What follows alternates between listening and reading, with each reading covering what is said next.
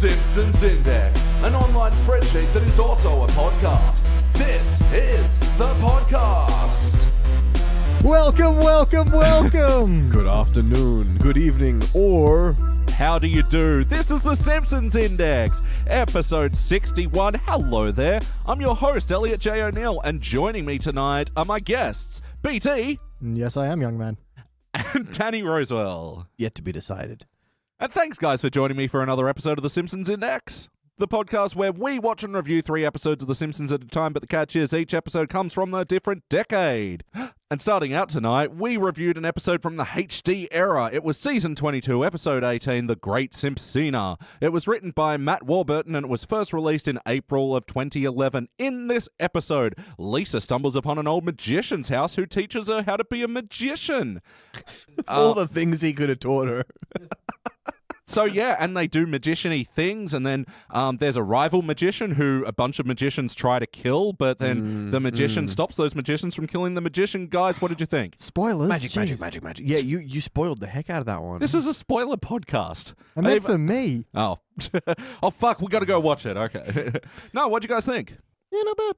Yeah. It's a strange mix of goodly, badly, badly good. Yeah, I do agree. There were some we all laughed at, and then some lines were just like, really? That's not even a joke. I would say that we've had a lot more audible responses than we have in a lot of episodes, though. There were verbal ha-has and groaning uhs. Yep. I feel like the first 5 minutes really set me off on a weird note. I don't know why they had the peaches and the 15 other parts of the peach debacle. So Lisa could go to the like old part of town to try and throw them out for some reason, despite there being ample bins everywhere, and run and get scared by a raccoon that she thought was Oscar the Grouch and go into an old house. God. How else would we get into an old house? There is no other way, historically. So, Danny, would you say that's the point of the story that stood out to you the most, the Peaches intro? Yes, definitely that stood out the most. I also kind of wondered why Crass Ungle Minfruk was like, a legally succinct parody, whereas every other cameo was clearly the real people in cameo form. Who's Miss Minor Dingsfucht?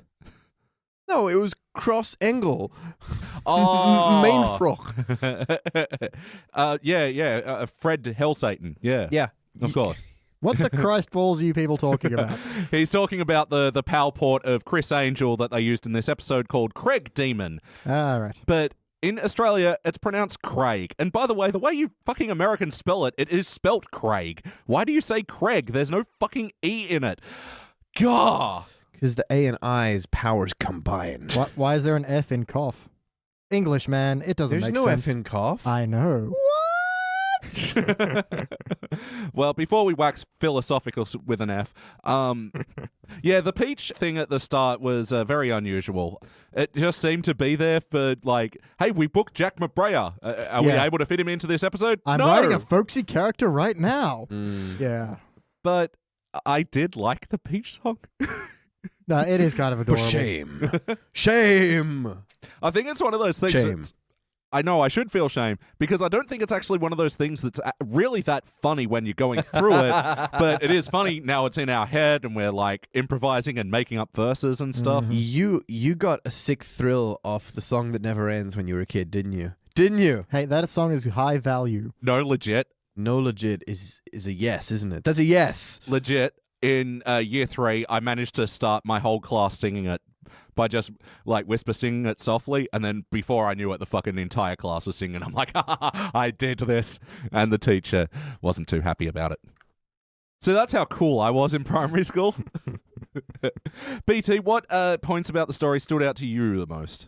I think the third act kind of comes out of nowhere when all the other all the other magicians are secretly angry at Chris Demon, or whatever the fuck his name is. Yeah, it didn't build up to that at all. It just kind of, this is third act now. And it's like, it wasn't terrible, because we got some good jokes out of the cameos. Yeah. But I think that really saved it, because if it had just been, here are these people now, and they're doing the thing, and it would have been, but suddenly, at least we got some surprisingly tension. Yeah, surprisingly good lines out of the various magicians that showed up. thinking on it, it's like, oh, okay, that wasn't established or set up at all. No, just thinking about it, I reckon the link that you could make to him is they heard that he stole this joke off the magician and they're like avenging him.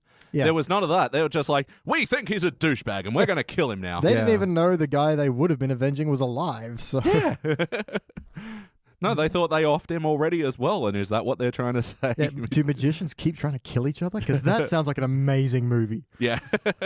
which I guess I've seen because I've seen The Prestige. Yeah. But still, bigger and with more open shirts and flying fans and magic. Yeah, for me, the main point of the story that stood out to me was I actually really liked the relationship between the great Raimondo and Lisa. It's not like there was that great jokey material around it, but I thought they built up the heart of it pretty well. yeah, I agree. She gets something she's finally good at and is getting attention for.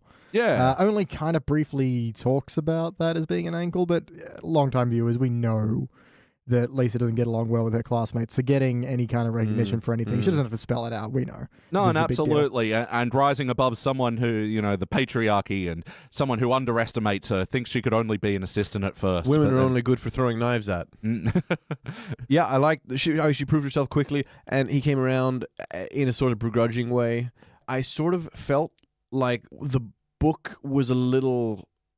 Oh, what's the word? Of like a blatant sort of let's move the plot forward a step. Because when she goes into his secret room and there's just a book with all his secrets lying right there. The secret Yeah, book on yeah. the lectern with a little light with a shining little on light on it. Little neon sign secrets. Open me. Secrets. Yeah, for real. No, but that was a cool point in the story for me because she goes to look at it and goes, "No, I mustn't," and turns away and And like, he's like, "You very passed the good." test." Yeah.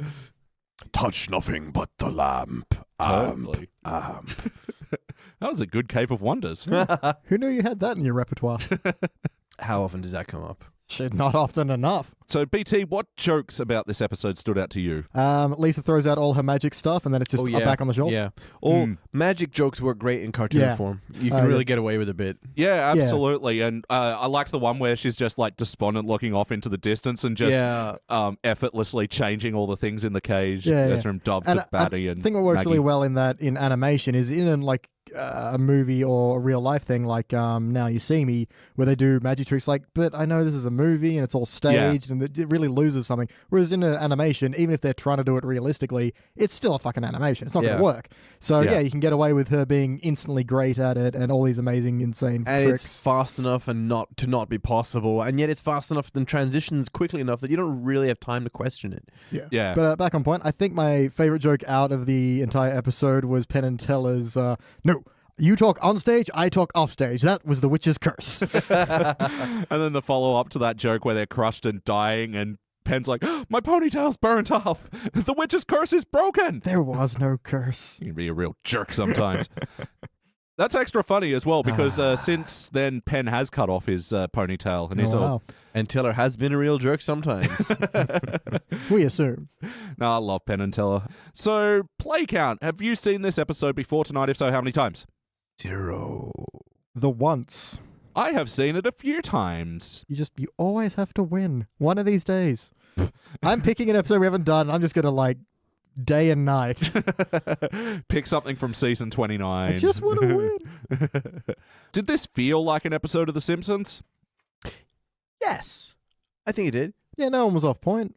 Marge was overly motherly in the fact that she wanted to do Peach everything. Although I do have issue with a line leaving the Peach picking place is, I picked them and now I have to pay? What? And then for some reason they have just a shit ton. Yeah. Maybe because they already picked a shit ton, they have to buy them. I don't know. I don't That know wasn't how really it made works. clear. No, I feel like it would have been a better line of, like, I don't know, give us a joke somewhere there where Yeah. it's like, well, we just discovered that no one actually likes peaches. You folks want them? And they'd be like, yeah, sure, free food. Homer would love that. And then just week after week of nothing but peach-focused food would drive him mad. Well, No, that could have been a long, slow descent to madness montage. I do enjoy a long, slow descent into something. Well, it's like they were trying to go for that. Pudding, preferably. But yeah, it's like they were trying to go for that with the peaches, but the peach montage consisted of about 2 scenes, and like there wasn't really enough time to build that up. Yeah. And like as you pointed out, Shag, I did. it wasn't like until 5 minutes in, Lisa finally goes to the magician house, and the credits are still rolling. Yeah. Yeah, so we've been to the peach picking, gotten tired of Peaches and had a wacky scheme to get rid of the Peaches, all Yeah. in the span of credits showing up. And a song, and oh yeah, there was the Chinatown, and What happened in Chinatown? what happened in Chinatown? Oh, he gave Peaches to the bullies, and he was like, "Here, I've got something for you to throw." That's my Bart, apparently. It's flawless. Then they're like, he does have something for us to throw to Huck. Smash cut. Smash cut. It was Bart they were throwing all along. I loved that. It was good joke. Good misdirect. Yeah. Long since Schwartzwelder's gone, I feel like the Simpsons are missing that misdirect humor, and that really landed for me. They did also have another good joke I like there where they're getting a massage and Homer's like, masseuses, the half doctors, half hookers that solve all our problems. But that is not inaccurate. No.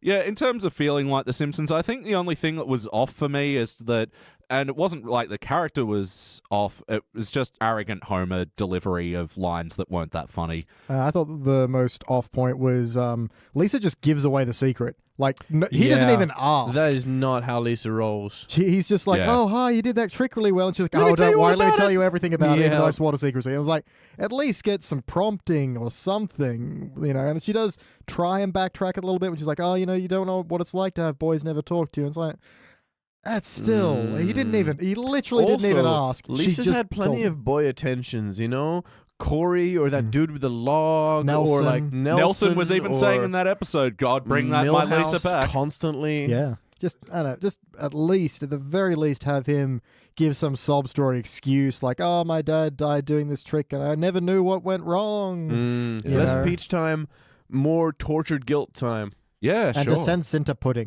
Madness. Peach madness. Sweet, delicious, custard-flavored madness. So, speaking of that, let's talk about the wackiness. So, yeah, all the magic tricks, as we were saying, it sort of happens too fast for you to even go, whatever, it's a cartoon. Yep. But I will say, I didn't like the decapitated routine at the very end. Really? I thought it was okay from everything. That was a realistic trick. explainable by the fact that it was Lisa on stilts all along. Piece of cake. That's the easiest one. That used to be how I enter a room.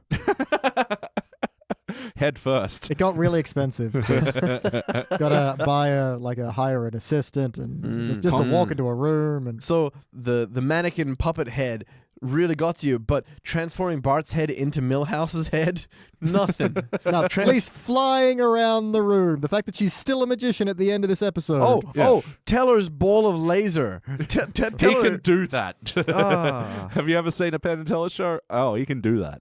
Yeah, he probably can. It's not really wacky, but I do actually quite liked as a joke is when Chris House Angel Craig Demon Craig Angelfire was all at like, GeoCities. I've got your phone number tattooed on my butt. In fact, it's tattooed on everyone's butts, and everyone checks, and they've all got the same thong. Yeah. Like, I laughed at that. It's like, Yeah, I didn't think it was going to be funny, but the fact that, men and women all wearing cheese strings was actually pretty funny. Bright green bangers. yeah. I quite like that his wild magic trick where he descends into hell was doing the fucking the stare down to gag the in the basement camera. staircase. Yeah. Beautiful. So what'd you guys think of the Craig Demon character anyway? Craig Demon. You're pronouncing it wrong. I know. Let's just get past it and Yeah. call him Krang. Krang Demon. Yep. Was okay. What about his character? He could have been more obnoxious. Yeah. He was actually a lot less douchier than the real Chris Angel. I will say they did kind of eventually get there where we see Lisa do the milk can trick, and it's very simple in the setup. Then you see Krang do the milk, and it's like a mirrored milk tank, and it's got all this Rolls in on his milk ridiculous, Harley. overdone. Yeah. With a bit of Kellis playing in the Is background. that who that is? Yep. He knows how to be an antagonist. Yeah, exactly. So that at that point, it was good to contrast. This is the traditional how to do magic, and this is his ridiculous douchebaggery magic. I felt like they could have made a stronger effort of the great Raimondo actually having a problem with it, because it seemed like he just mostly ignored him. Like, Yeah, it's like, this guy's a jerk, but it's also past my heyday, so what do I know? Yeah. I think he got really upset and he pointed at Chris Angel on TV, Krang Kodos, whatever. And it really felt like he was just going, look at the kids of today, Yeah. He's grandpa. Look at the youth of today in their skimpy G-string outfits. They're all wearing and tattoos the same girl's number. Didn't really feel like he should have been, this guy's stolen all these tricks from da-da-da. This is the trick from Sean. This is the trick from Penn. This is the trick from Teller. This is the... Yeah, it would have been better if the guy was, stealing tricks, which would make a lot more sense when he steals his trick, and it would give everyone a much better reason for wanting to kill him, because they're just like, he's just a jerk, and we're going to murder him now. I was like, really? Yeah, it's so bizarre. Like, Boom. Episode solved. that there isn't that connection. It feels like a very first draft mistake to me. But what about the heart of the episode? We talked about how Lisa feels like the relationship between Lisa and the great revealer. I can't remember his name. That guy stinks. Rabbi. Anyway, I do like their relationship, and it did feel a little heartfelt when he was betrayed and that kind of thing. The other problems in the plot that we were just talking about, it loses a bit of an impact on that. Yeah. Raymondo.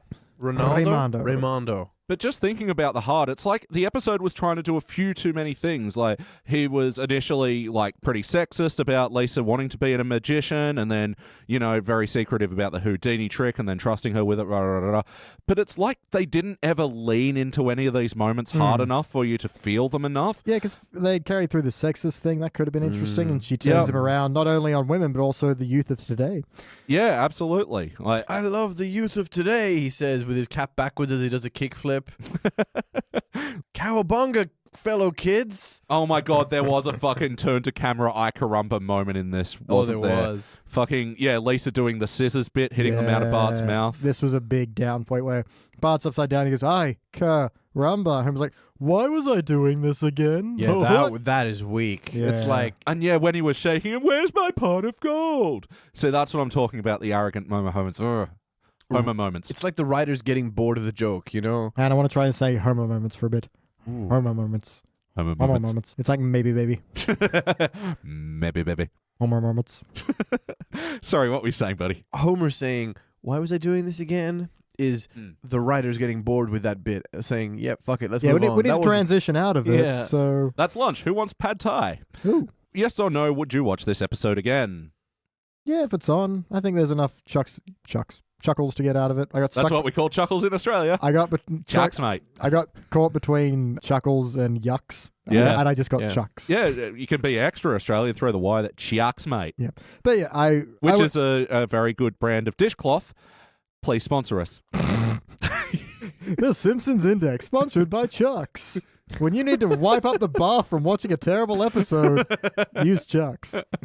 Did you puke in your mouth a little and it run down on the floor? Use Chucks. Chucks. Sorry, you were saying.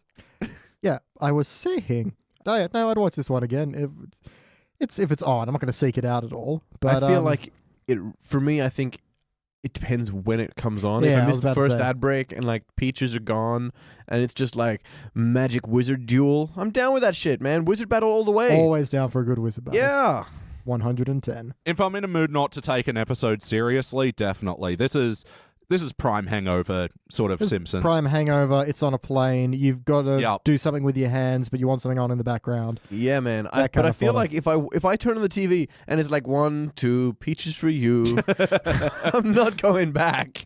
I'm running screaming through the plate glass and leaving a Dan-shaped hole. Yeah, and you know what? With all that blood left over from the glass, you could use a Chucks to clean it up. Ooh. Chucks and warm water. Great for blood. So, if you're watching it again, what playlist does this belong in? Magic, put it with the grifting one. Ah, yeah, good call, good call. Also the one where the mentalist, I can't remember which episode that happens is, but the Long Island iced tea for Marge. Oh, yeah. Actually, I think it's the same episode as the grifting episode. Yeah, it is too. Yay, they were separated in my brain. One where they find old relics of a bygone era, like Oh, yeah. cowboy actor guy or Ooh, one with secret door switches that like open up things like the super fun happy slide. yeah. Lisa having different hobbies, like Yeah, they don't come up often. But Yeah, I'm trying to think totally. some other ones. I can only think of the one where she becomes a cruciverbalist, Cruciverbalist. someone who likes crosswords. Okay. Oh, yeah, that's pretty good. All the spelling bee. Yep, Cruciverbalist. I learnt it from that very episode. Danny, tell me, I will. what would you change about this episode? Wow, he was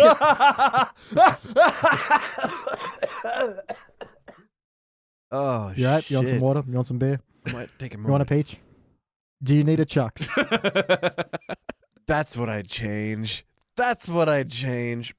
1, Chris Angel needs to have a link to Ronaldo, Raymondo. We established really well that Ronaldo knowing that he was stealing but being like unable to prove it or unable to call him out would be great. Or like if he'd tried to call him out in the past and like been laughed off stage and that's why he's a recluse or something. Even better. Amazing. That's got the thumps. Yeah, totally.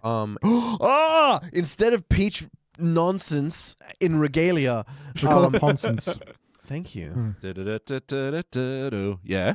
Episode starts off in sepia tone in the past, where Reynaldo is like young 30s magician Doing the Charleston. Look at me, yes, I boys. picture it. Yeah, on the thing, and something goes horribly wrong, and like Chris Angel with the moustache, with like the train thief moustache. I am stealing your tricks now. Yes, and we like montage Ronaldo being like a bum with on the side, and then like, perfect. Okay, this is much better. I'm loving every second of it now.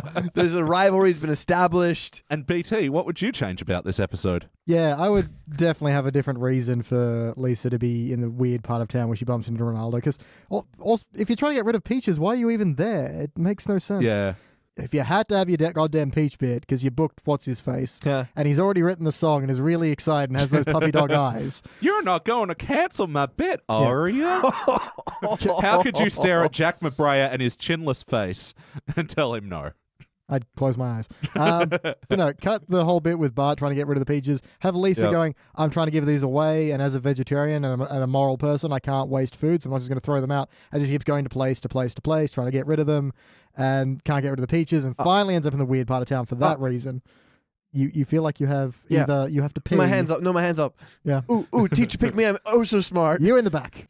Because I was thinking that still doesn't tie into the next segment. So she's like throwing the peaches in the bin. Then she looks in the bin, it's empty, and her tray still has peaches in it. And she throws them in again. Just magic. Also, at the end, she pulls Chris Angel drowned out of the fucking milk tray, and she's like, "Wait a second!" She pulls the mask off, and it's like, "It's the janitor from the abandoned amusement park." Finally, we come around to Scooby-Doo. All right, that felt better. All right. Yeah. You're really good at rewriting these episodes, man. Oh, it makes so much more sense now. Was that... mainly just that, and tie Krang into the other magicians who are then trying to kill him at the end, or just give him more with Ronaldo, or have a long history of theft, but he gets away with it because his shows are more flashy and people tend to go to them more. Yeah, that's a better episode. The other thing is that Penn and Teller and the guy with the beard and the cards and David Copperfield. Well, this leads perfectly into the next question. What guest stars were in this episode? Oh, I know this one. Oh, teacher, pick Tannen Pella. Sean David Penn. Silver. Man with beard. Man with beard. It was Penn and Teller, David Copperfield, Ricky Jay, and playing the great Raimondo, Martin Landau. I don't know who that is. Really? Yeah, the one and only. They were introduced as people that hated Chris Angel, and Chris Angel's such a bad guy, and we all hate him, and we want to see him die. And in a way, that makes them the good guys, except for the murder thing. Yeah. And then suddenly they're the bad guys, and we have to save Chris Angel. And then there's this weird sort of like flip there that doesn't feel like he learns any comeuppance. And why are they suddenly bad guys for hating for the murder, of course, but they still hate him, and our hero hates them. Why would you not have them be on the right side? Because they both hate him. Actually, this whole thing starts, Krang is stuck in the milk tank. Ronaldo is all like, fuck him, and kind of goes to take a nap or something, and only then do the other magicians show up, and then they fight, and then he lets him out of the tank. So we've had our protagonists go, it's cool, this guy can die, it's fine. And then it's revealed that, wait, no, these other bad guys want him to die, so now killing him is a bad idea. To save him. Yeah. And they have different reasons, because they're the ones who tried to kill him, and Ronaldo is all like, a magician doesn't want to be saved. They're the mirror. Yeah. Look how ugly you are when you try to kill Krang. You don't want to be these guys, do you? Like, Ronaldo only gave a shit when Lisa tried to save Krang. In fact, damn it, it was Ronaldo that was like, no, don't save him. Then it was Ronaldo that said, yeah, let's do save him. It's like Indiana Jones and Raiders. He couldn't have. We don't need those cameos at all. Nope. No, we don't need the peaches. We don't need the cameos bit. Yeah, look, the guest stars for this episode, though, I loved all of David Copperfield's lines. Oh, yeah. And especially for someone who is like... You stole all my sexiest moves, like this one. Oh, yeah. To show you I'm serious, I'm going to unbutton a shirt and turn on the fan. Yeah. And then whoomp, up into the air like a vampire. Yeah. But yeah, for someone who does come off as a bit pretentious, like, it's always refreshing to hear them take the piss a bit. Yeah, that and his cameo in Scrubs do the same thing. Oh, he's in yeah. Yeah, he's got a good one where JD's just freaking out. It's like, I suppose you want to see some magic. And he shows him, and JD's all, he's like, ooh, wow, whoop-de-doo, magic. It's a really good cameo. Yeah, I agree with that. All that flamboyance is way more appetizing when you know, it's just a stage show. It's just a thing I do. I don't really care that people can see my rippling chest hair. I just know it's a big showy thing. But, look, and Martin Landau, I thought he was good. I mean, he's a top actor. It's almost like it'd be a surprise if he didn't sell the moments. But yeah, I felt like his deliveries, especially when like Lisa had betrayed him, they're watching it on TV and he's just, get out. Like, tingles, man. All right, well, musical moments of this episode. There was a few montages, really. There was the fucking Peach song. And It's its actual title as well. yeah, Jack McBraye's fucking Peach song. Yeah, there was the montage song with Black Magic, and that was done with Lisa doing her little montages with. I liked that, a callback to Jimbo's baldness, and the pill giving Raimondo his pill and doing the 3-card thing, and then he sort of dies for a moment. A little bit. And the wedgie trick. And then the very quick visual cut to Nelson then having made a blanket out of all the underwear. Yeah. I mean, it was sad and pathetic, but perfect. Well, again, they didn't stop and go, well, joke's on you. I have all this underwear I can turn into a blanket now and sleep warm at night. I'm sad. That would have sucked in like a half-second visual, and it was funny. Yeah. The other Nelson half-second visual where Bart's pouring out his lunchbox, it's all peaches, and then Nelson pours his out. It's like a cod head, a playing card, and one of his mum's G-bangers. Yeah, a lot of thong underwear in this episode. He doesn't get good lunches often. Remember that time? It was like, well, what have you got? Drywall. Oh, dude. Should have traded with Bart. He's always chewing on the drywall. I personally didn't like the pill bit. I'm sorry. Did you say you liked the pill bit? I thought it unfolded all right, and in the context of the montage, it was fine. In montage speed, it was cool. I don't know, man. Like the pill disappearing thing was cool, and then of course he's dead straight away, and then immediately revived. She puts the thing in, goes chomp chomp chomp, and back to normal. Maybe it'd be better if he just sort of like clutched his stomach or something and was like, "Come on, hurry it up." Yeah, because like it felt too much like a shtick bit. I thought it was going to be a fake out. If he was faking, and then they both like click. Like, and he opens his mouth and the pill's on his tongue. The pill's already there. Yes. Woo! We did it. We're fixing this episode. I'm actually liking this episode more as we're fixing it. But that's not the episode that happened. In the next montage, he's just like out his sleeve and there's just like pills everywhere. Pills. What's in my hat? Could it be pills? She's looking under the other two cups. It's just like whoomp, pills just like pouring out. Yeah. It wasn't not many musical moments. Oh, and the Keller song, the milkshake, and oh yes, I can't remember what it brings to the yard. The boys. All of them. I do like the version of my milkshake brings all the bees to the car. I spilled milk all over my car. Bees are inside of my car. I could die. I'm allergic to bees. I really like that one. That's excellent. And the other one, which is just Instagram shot of like a girl's hand holding a milkshake in the eye. It's like, milkshake, check. Yard, check. Waiting on the boys. Now we play the waiting game. Oh, that's awesome. BT, what are your final notes? Have you ever tried to get a laser shoot on a bird? That was good. What was the follow-up line? You put its pants on, it takes its jacket off, and on and on. And it goes on. Yeah. Also, there's a really weird joke in the very beginning where Lisa's like, oh, a Southern gentleman. We only hear about their accents on NPR. And he's like, well, the only NPR we get here is National Public Radio. It was like, yeah. What else are you supposed to be referencing that? It feels like he was expecting their NPR to be something good. Yeah, it was like a non-joke, and NPR is good. Yeah, totally. We don't have NPR here. I don't know how you would. You can get it on Apple Podcasts. Same place you can get the Simpsons Index. Yeah, but surely you'd be listening to something good like the Simpsons Index. Of course. I will reiterate. I like NPR because I really like the NPR voice, which is all just. Oh yeah, fair enough. And I like there's a distinct voice that goes with it. So, did you have any other notes before? Oh yeah, really stupid bit when The guy's caught in the milk jug. His son's all like, Dad, don't die, and does nothing. Yeah. And then Lisa goes, oh my God, we have to help him, and does nothing. Just turns to Revilo, whatever his fucking name is. You'd Ronaldo. think worst come to worst, wouldn't they actually have keys to those padlocks? Yeah, there's yeah. got to be backups in place and, safety people on the side of these stages and all that. Not these stages. Yeah. These are I mean, real magic. After all, this is the World Magic Championships. Like, that made me angry. Was it a World Magic Championship? Because there was definitely no competitiveness I was going there. to say, was it? It didn't. He said it was a championship, but no, that's right. He does. He said, "I'll be unveiling this trick at the World Wizard Champion Spookfest." yeah. Wow. But then that explains why everyone else was there. But the setup for that, look, I thought it was just his show when we get there. Yeah. 'Cause the I setup- love the way that he goes, sup. Yeah. Gotta be a douche in one syllable. Yeah.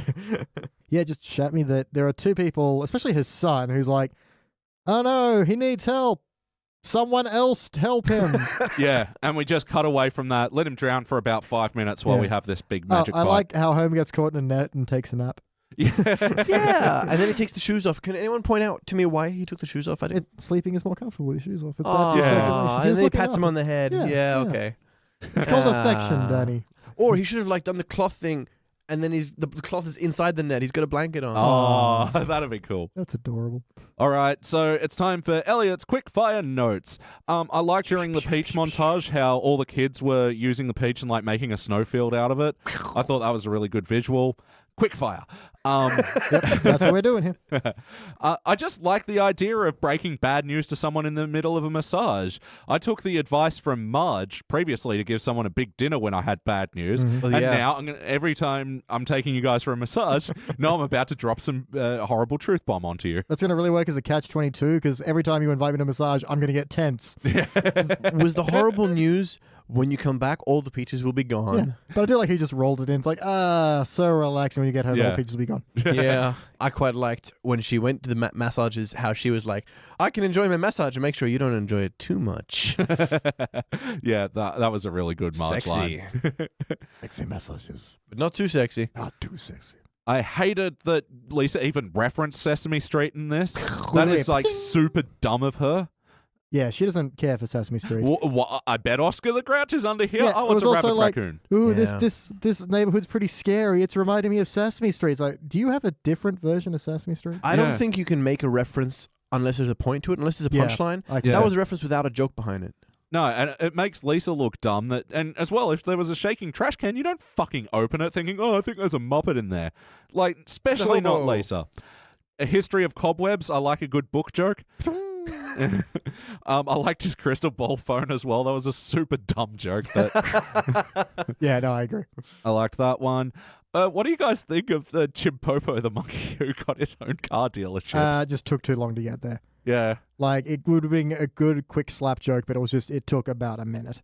Yeah, I feel guilty laughing at it, but still, That wasn't a bad bit. It just rolled on for so long. Yeah. Like, oh, you should be happy to be compared to that monkey. That monkey went on to get 18 dealerships. If you bought a Chrysler in the mid and say I'm already bored. yeah. Oh, yeah. Homer once again calling the boat store. That's been a weird thing that comes up. Yeah, I have mixed feelings on that. I was like, hello, boat store? What do you mean dial tone? I'm like, I like that, but also I don't. It wasn't in the right place. It wasn't earned. Whereas the other one's like, hello, Coast Guard, get ready to look for my body. Yeah, that was was a a good bit. great one. In Adventure Time, there's a great part where Ice King does a prank call to the banana guards to try and get them to crash the party, and they don't believe Yeah. him. So he's like, goes through like 15 characters trying That's to. right. Hello, Yeah. I'm here to order pizza. Oh, hi, it's Billy the pizza guy. Oh, let me see if I've got any change. Let me ask my brother Tom. Hey, Tom. And he's got a different hat for each one. He's swapping the hats. yeah. Banana guards don't know. They're on the fucking phone. Yeah. It's how he keeps track. Yeah. And you don't need any of that. And that's why that one was funny and this one wasn't. Yeah. Because I don't think he upped the ante enough for it to be deserved with the dial tone punchline. Yeah. So Sure. if I just kept on talking and talking and talking, then eventually turns out that I wasn't being recorded all along, it's way funnier. Yeah, isn't that line on the laptop supposed to be moving? Oh. Ooh, uh-oh. Looks like we're going to have to start again. No. I like how that was a joke for literally no one, because we all knew it wasn't true, and listeners are obviously listening to Nobody was fooled by that. Well done, me, you stupid bastard. Oh, that's great. I liked Lisa's line, why has there got to be a Denver version of everything? Yeah. That was just funny to me. In that bit where Homer was caught up in the net before he had his net, where he had that fantasy of Raimondo goes, what if someone stole one of your ideas? And it's Homer's idea of Flanders. A peanut butter and pretzel sandwich, not even stupid Flanders like me could whatever it was. I thought that was a really funny Flanders fantasy. Yeah, that got me. That's just another one like to find out where Flanders is, I got to think like Flanders. I'm a big dumb lame-o. Like, just We're the brings same me, stupid green sweater. Ever seen the Springfield River? like, yeah. Yeah, it still gets me. Second time. Yeah. I liked the line where Wiggum was directing illusionists to the left, magicians to the right, and mentalists, you know where to go. Yeah. Straight to hell. Fucking mentalist. There was a stupid Wiggum Lou corner again, playing with the cartoon version of Magic where all his body parts are swapped around. Yeah, but it didn't drag on too long. So. Not too long, but they were still doing the fucking petty But relationship ever since thing. we started noticing them, they pop up and it's crazy. Yeah. Yeah. The little magician's room. Didn't hit for me. Swing and a miss. I actually kind of like, mostly because I was not expecting it in the slightest, where he says that and then there's a room full of little magicians. I wasn't, but then when he does go in, it's like, woof. Yeah, that's it. Little too obvious. Some of us just want a little magic in our lives. I get it. I don't. And now the final thing I'll talk about before we rank this thing is another drop plot line, the whole thing with his wife Esther. That felt like an abandoned thing where he just sort of peppered it in, a bit of Up style, Disney's Pixar's Up style sadness. Yeah. Like, especially because it's the final note of the episode, and so it kind of felt it would have worked if it had a bit more gravity to it. Yeah. By the time we get to that final little bit, I've kind of half forgotten that was a thing. Yeah. Yeah. Wasn't terrible, but wasn't great. But then the ether thing afterwards. All about the ether. Yeah, that was lame to me. Like, Yeah, I think if they'd done one puff and gone straight to dancing, that would have been sort of a bittersweet note to end on. Because you're not making it into a joke. Then it's just a poignant sort of... Yeah, because as it stands, because he takes a half and then another one, it's like, he's a drug addict. yeah. Yeah. Funny. Maybe they felt it was too ambiguous about whether she was real or not, We've got to spell it out that she's not real. Just have her She's fade not in. real. And it's sad because I think the episode had a high note to end on, which was him going, I believe the expression is ta-da, Yeah. calling back to Lisa's line before. It was great. And that was a really classy way to end the magic trick both times, with them really like understating behind kind of, oh, isn't that jolly good? Jolly- Yes. jolly. I'm just a member of this audience. I'm so impressed with whatever you fellows are watching. Yeah. All right, guys, I think it is time to rank this thing magically.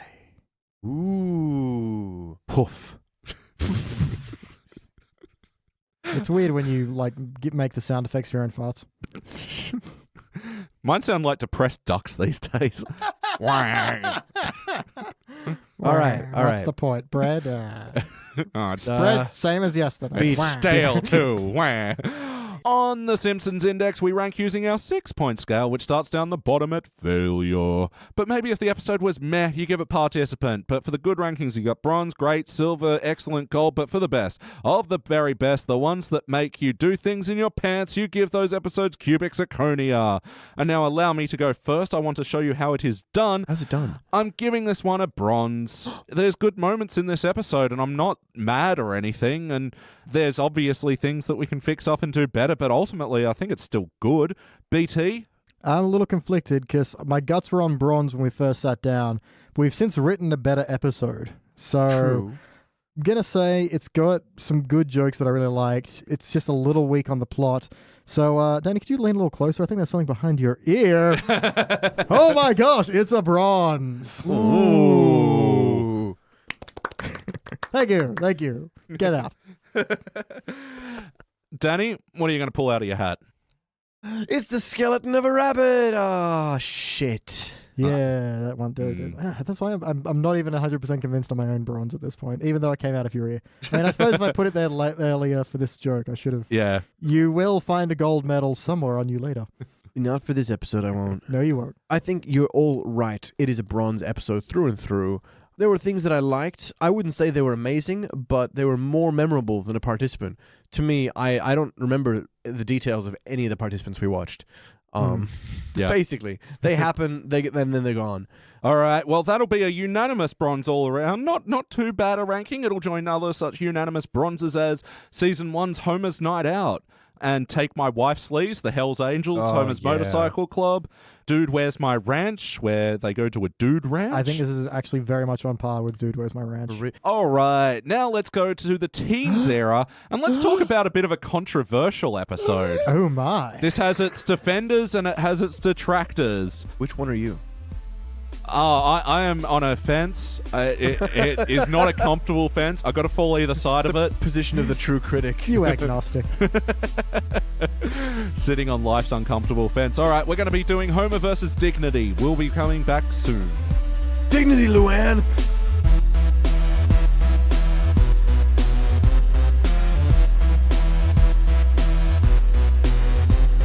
And we are back, and we just watched Season 12, Episode 5, Homer vs. Dignity. This episode was written by Rob Lazebnik, and it was first released in November of '08.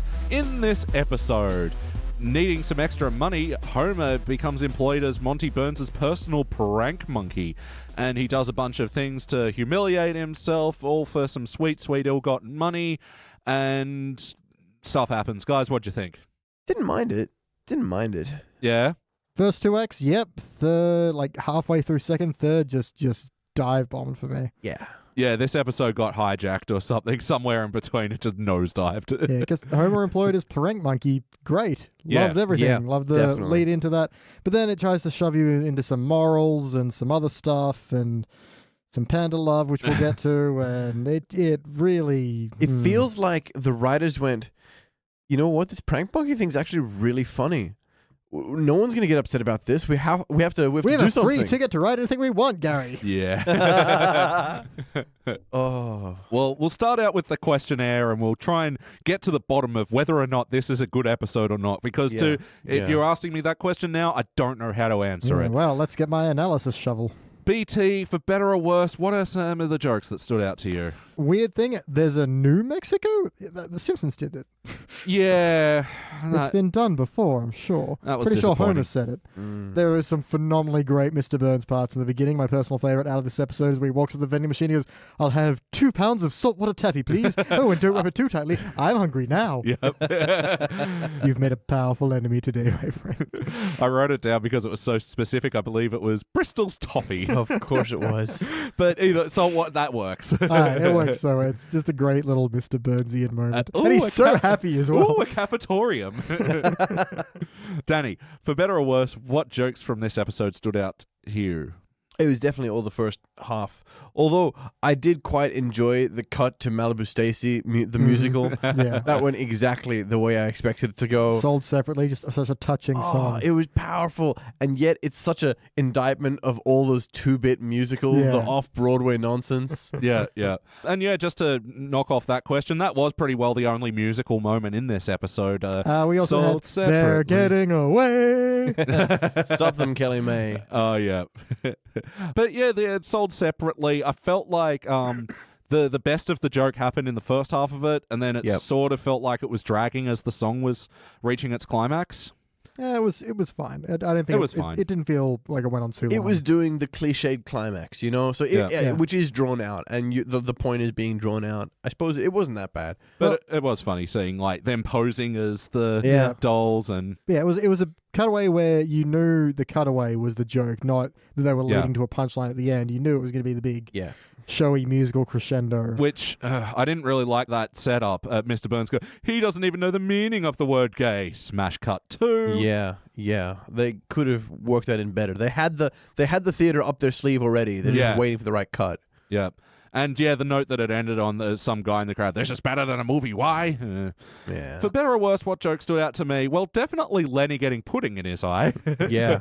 His yeah. doctor said not to get pudding in it. Are you mad? That's Carl. I do love that as a follow-up. Come here, you dear man. Takes him to the eye wash station. Yeah. The funny thing is, like, when I first saw this episode years ago, I didn't know, like, eye wash stations were a thing. Yeah. And I thought that just existed purely For just... pudding-related incidents. Yeah. I still feel it might. Yeah. I mean, I actually kind of think I did the same thing on the first viewing of that, Yeah. but have since learned that no chemicals are a No, thing. yeah, and eye wash especially- stations. Especially in in nuclear the bombs. lunchroom though. Hey man, Homer gets a nuclear rod down his back every single week. Yeah. They travel, and sometimes they get in your eye. Yeah. And yeah, when they bring the Lenny joke back at the end with the fish guts, I think that's the only part of the fish guts thing that I liked. Just seeing Lenny go, oh, the doctor said I can take this patch off for at least an hour a day. It's just time to see Santa Claus. 5 minutes. He has 5 minutes. 5 minutes. And he gets fish guts in his eyes. Yeah. Oh, Santa, why? I like Tiny Tim getting splattered as well. Like, he was so clearly set up to fail, you know? Yeah. Oh, I felt bad for little Timmy. It was just, this was your day out. Yeah. Well, for better or worse, Danny, what story points stood out to you? Let's start with worse. This is another one where I wanted to cut the intro. Thankfully, it didn't feel as chunky as the first one we watched. Yep. But the whole Bart gets an A bit, Mm-hmm. fuck off. Who cares? It's got nothing to do with anything. It's just... I disagree. Prepare to cross swords. Challenge. ooh. Bart's first A was Yep. to show them being out at dinner, Yep. which was to show that they were poor, which was why he had to become the prank monkey. It's set up to show that they have no money. So not only do they run out on the meal, Yep. and yep, they also, yep. on the drive home, they're out of gas and the back Yep. seat's been Yep. sold. So that tells you completely that they are desperate. Yep. But the Okay. actual, I get from the point where the actual first day itself and the whole material around Edna and Skinner doing it and Bart memorizing the Yeah, planets as a means to the distract planets. himself. And then Let's the do it on Martin's So, desk. And then there's a usually the cleanest. mariachi band. And That point I hated. I love it just because for Homer's Blue Spanish Eyes bit. You like a good Homer I song, do. don't you? I really do. Like, what's the song when he sings when he's an opera If singer? ever I would leave You. It's beautiful. Is that all there is? That part I don't like. God, you're fickle. I'm very specific. That's the exact same bit. That's No. the same voice. No, I disagree. Blue Same Spanish eyes. But they're like, sing is that that wacky all s- there is? Yeah, I know, but they're like, sing that wacky song. It's like, that's not all wacky. What's wrong with you? It was a weird cut in that episode, but story points that stood out for me was definitely the turn with the panda. Yep. Yeah, everything. Let's just peel this one off now. As soon as we go to the Lindy Hop, this one goes downhill for me. So yeah, Mr. Burns gets Homer to dress up as a panda and Yep. dance around as the Do the new- Lindy Hop. Have to do the Lindy Hop. It's an important part of the bit. Yeah, That's and that it. joke I kind of liked because it was. Just, Yep. I get Mr. Burns oldieism. Yeah, Yeah. and he was all like 23 skidoo, 24. 25. Yeah. And all the crowd was just like, look, he's doing the Lindy Hop. Oh, yes, indeed he is. Pandas do that all the time. Yeah, but the bit where they're like, oh, she's getting a bit frisky, we'll calm her down, and it's just like a minute of the electro program Yeah, joke. like even if that was funny, that goes on way too long. And this is weird because normally we're complaining about jerk-ass Homer, but this is like, oh my god, this guy's being tortured right now. Yeah. Yeah. I would have expected them to use a trank gun and him to just kind of get zonked out. Yeah, how is electricity going to calm you down? That's surely the tranquilizer gun is the standard bit here again Yep. in the bear suit. Yeah. Mhm. And the whole thing with the male bull panda, like, that could have been fine if Homer escaped. He didn't. No, he got raped. He dragged back nails out. It was, Many Oh. times as well. which you know, if you know anything about nature, you know that's wrong because pandas don't fuck. No. They're Huh. asexual, bamboo-eating dipshits. To quote Cracked, they're nature's loser. Yeah, I've seen them fall over when they're already lying down. I've seen one scared of its own baby sneeze. That is actually kind of Oh, hilarious. pandas are adorable. But yeah, the fact that poor Homer just tries to escape and then goes underneath the curtains and then just gets Yeah. dragged back and Yeah. Yeah. and then later the cut to the spooning, like, and then he says that I'm reeking of panda love. Yeah. That's semen. He's talking about semen. Yeah. I quite like the just the corny way that when the curtain came down, he's like, "Oh, it looks like Sim just asked him to marry him." Yeah. and she said yes. It's Yeah. such a like Ranger Dan sort of thing to Yeah, do. yeah. What really bugs me though about that whole bit is the idea when Mr. Burns putting the head onto Homer, he's like, "Oh, they'll be so embarrassed when they find out their new panda's just a fat man in a suit," and he never reveals. It's like that was the point. No, of no. That was the lie to Homer. The actual prank is to get Homer fucked by the panda.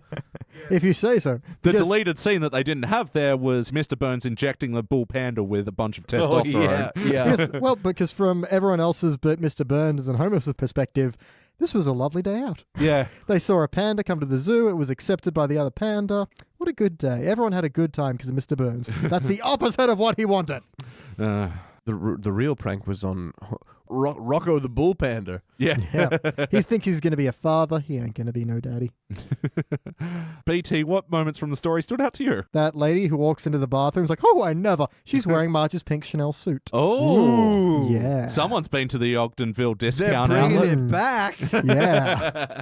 I liked how they brought her back and she's like, oh no, what a week. I was like, the bringing it back was saved completely by what a week. Yeah. Otherwise, it wouldn't have been quite as good. Totally. But yeah, the story, what stood out to you, man? I really hate its attempt at morals in this one, where it's like, Homer didn't take the $1 million and help out his still poor family. No, Yeah. he has his dignity. It's like, you gave Mr. Burns the float and he still threw fish guts on everyone. Everyone Yeah, still got covered yeah. in fish intestines and you didn't get paid.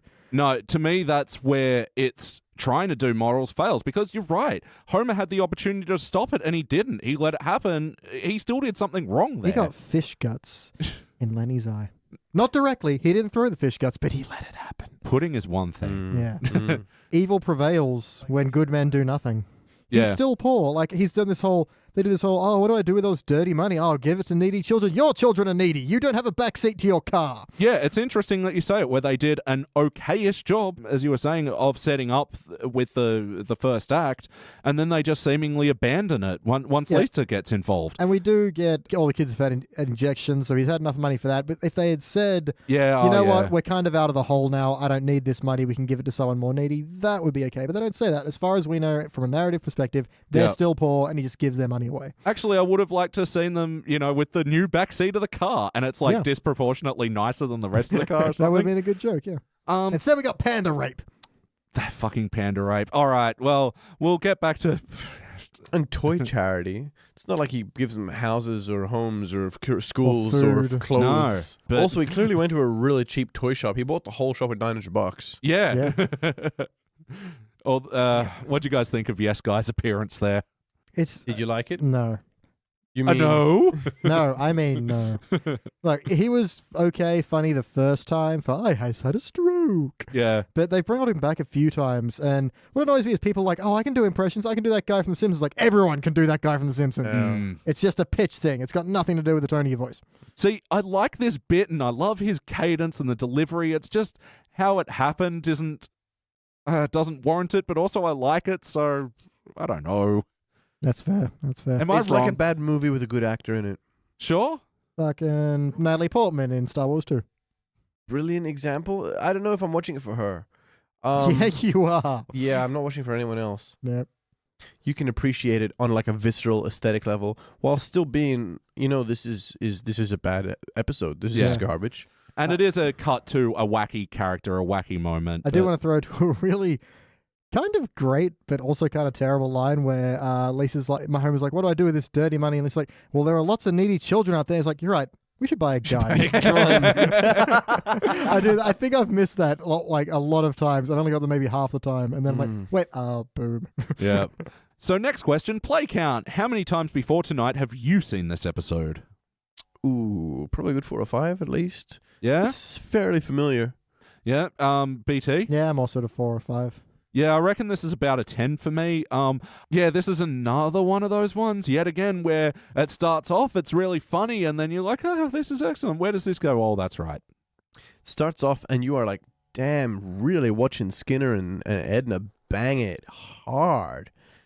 When he like Come on, throws her Edna. down Don't on be tardy. Martin's Yeah. desk. Yeah. It's usually the cleanest. I do like that justification. She wants Yeah. to do it out of some kind of like revenge, and he's like, it's the cleanest. Yeah. Did this feel like an episode of The Simpsons? I'm going to say no one's really off point. It's full of Burnsiisms. That's delightful. Yeah, it's actually weird for me to say that I don't think Homer's really the problem in this. No, he definitely isn't. It's just where they go and what they decide to do with what they have. Yeah. It feels like the writers who are, we've got to stop saying off point, I think. I feel like it's becoming our thing. We've blunted the point. Yeah. Sorry. It's worn down to a nub. It's a touch uncanny. We'll look at some synonyms later. I feel like it's the writers who aren't on point because all the people are there. It's just Yeah, it feels like these things wouldn't happen in a Simpsons episode. Yeah, it feels like they had a good setup, and they're like, "Wow, we go so many places with this," and it was funny on paper. And then they were laughing then in they the did room. meth. they don't notice when it kicks in. They just kind of keep writing. It's like, you know what? This episode's so good, doesn't matter how it ends. Let's meth up now. Yeah. So that's what they should be referring to this era as The Simpsons. This is when the meth problem started. This is when it kicked in, and they're like writing, and they're writing, and they're like, "Has it kicked in yet?" No, I'm good. Are you? Yeah, I'm so good. I can write all night. Do you want to order food? No. So speaking of that, let's talk about the wackiness. There are lots of wacky moments. Yes, Guy, and the backseat missing out of the car, although I quite liked it. Mm-hmm. Well, there was this one moment where he was hanging by one foot off a barbed wire fence, covered in panda semen and skunk. Did you see me dance? Junk. They all saw Skunk me spunk. dance. That should have been the.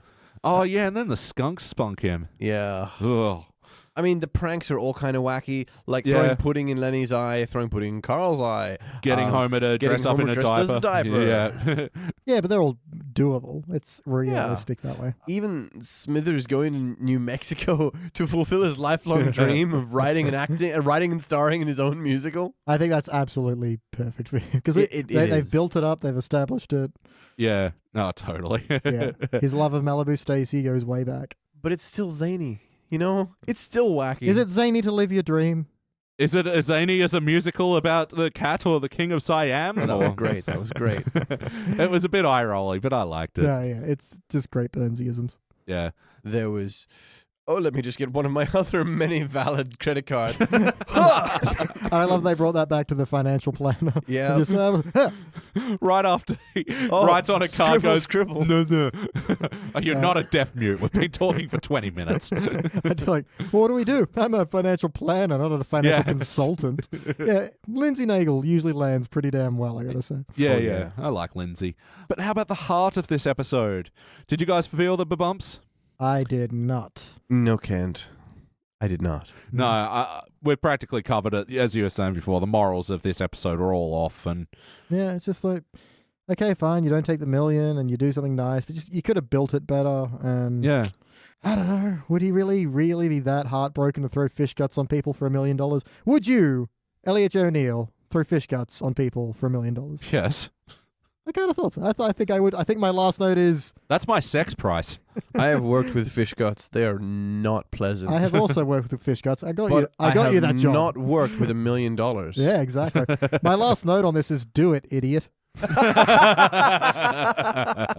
Just throw the fish guts, you'll be fine. Yeah. Lisa can go to college. Bart can get out bail. Burnsy definitely didn't end up in jail or anything. No, there was no negative repercussions. Everyone got fish guts thrown on them anyway because you gave him the float for some reason. And yeah, that's my problem with Homer at the end is by leaving the float and letting Burns do this, he didn't make anything better. Yeah. He essentially let what was going to happen. And Burns just gets to keep his $1 million. Yeah. The only difference is Burns has that $1 million and not him. That's the only difference. Yeah. And Oh, and I suppose Lisa's respect. Is that worth $1 million?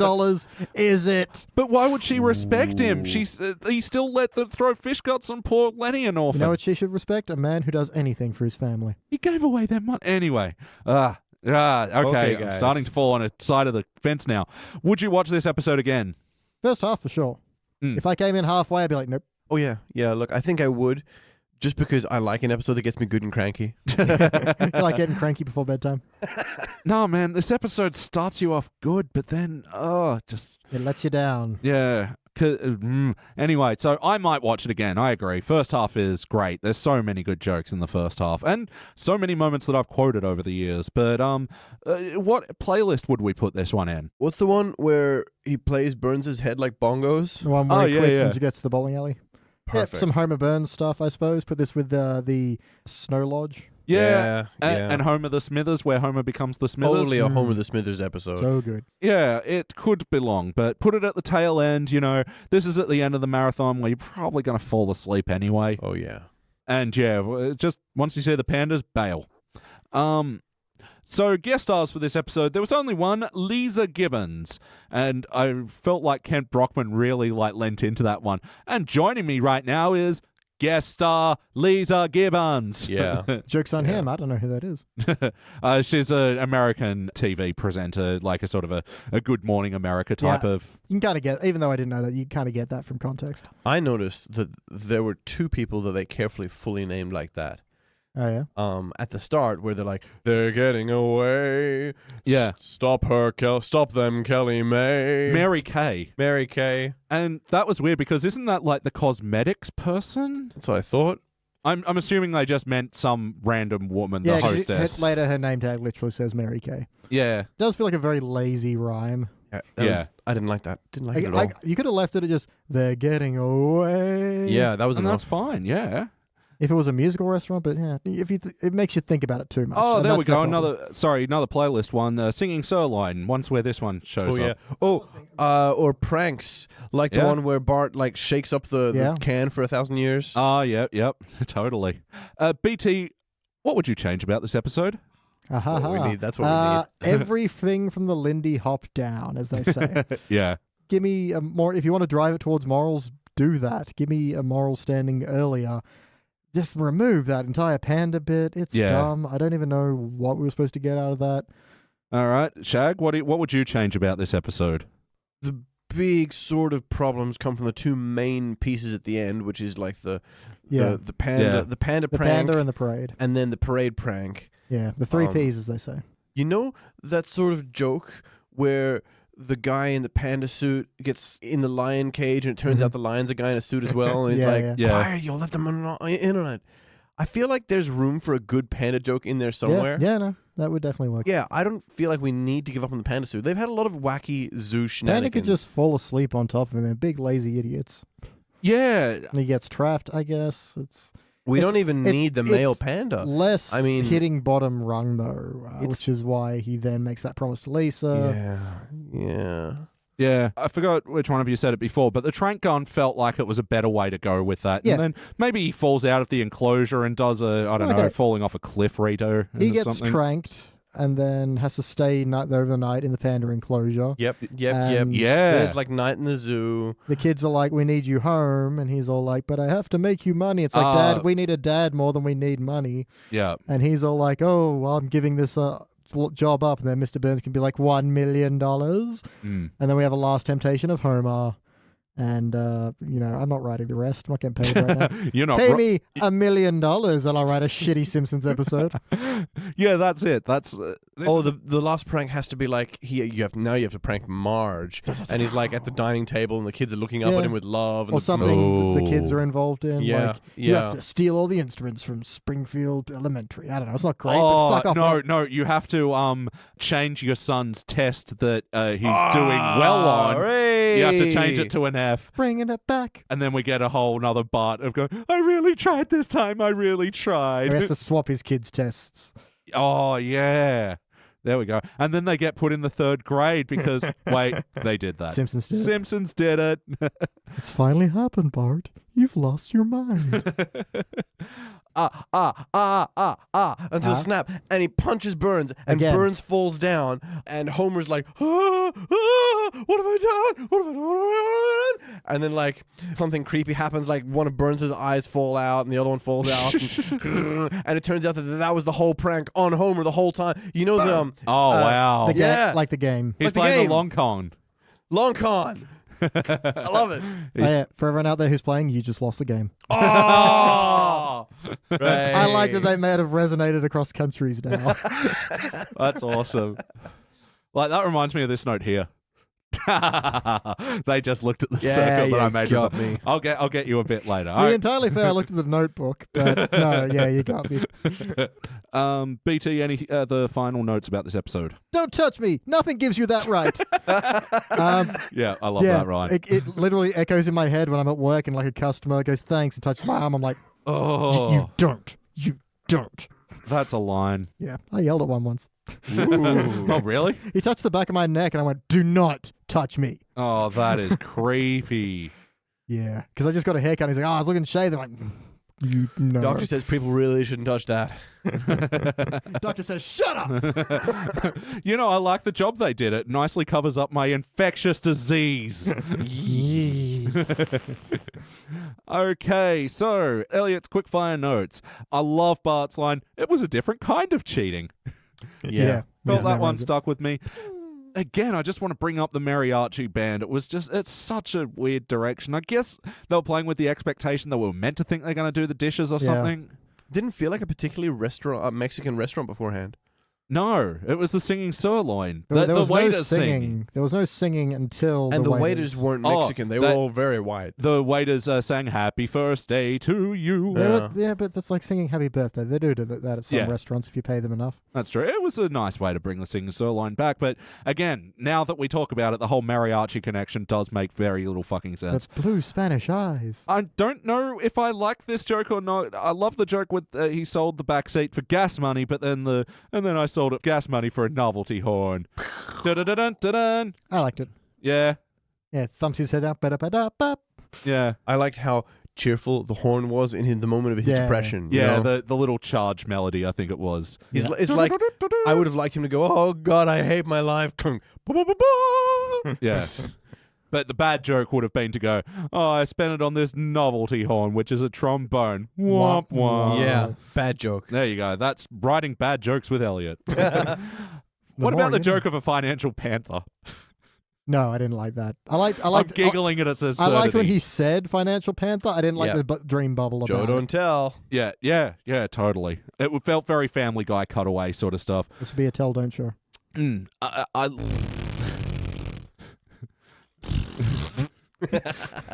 I'm going to have to clean spit off my microphones now.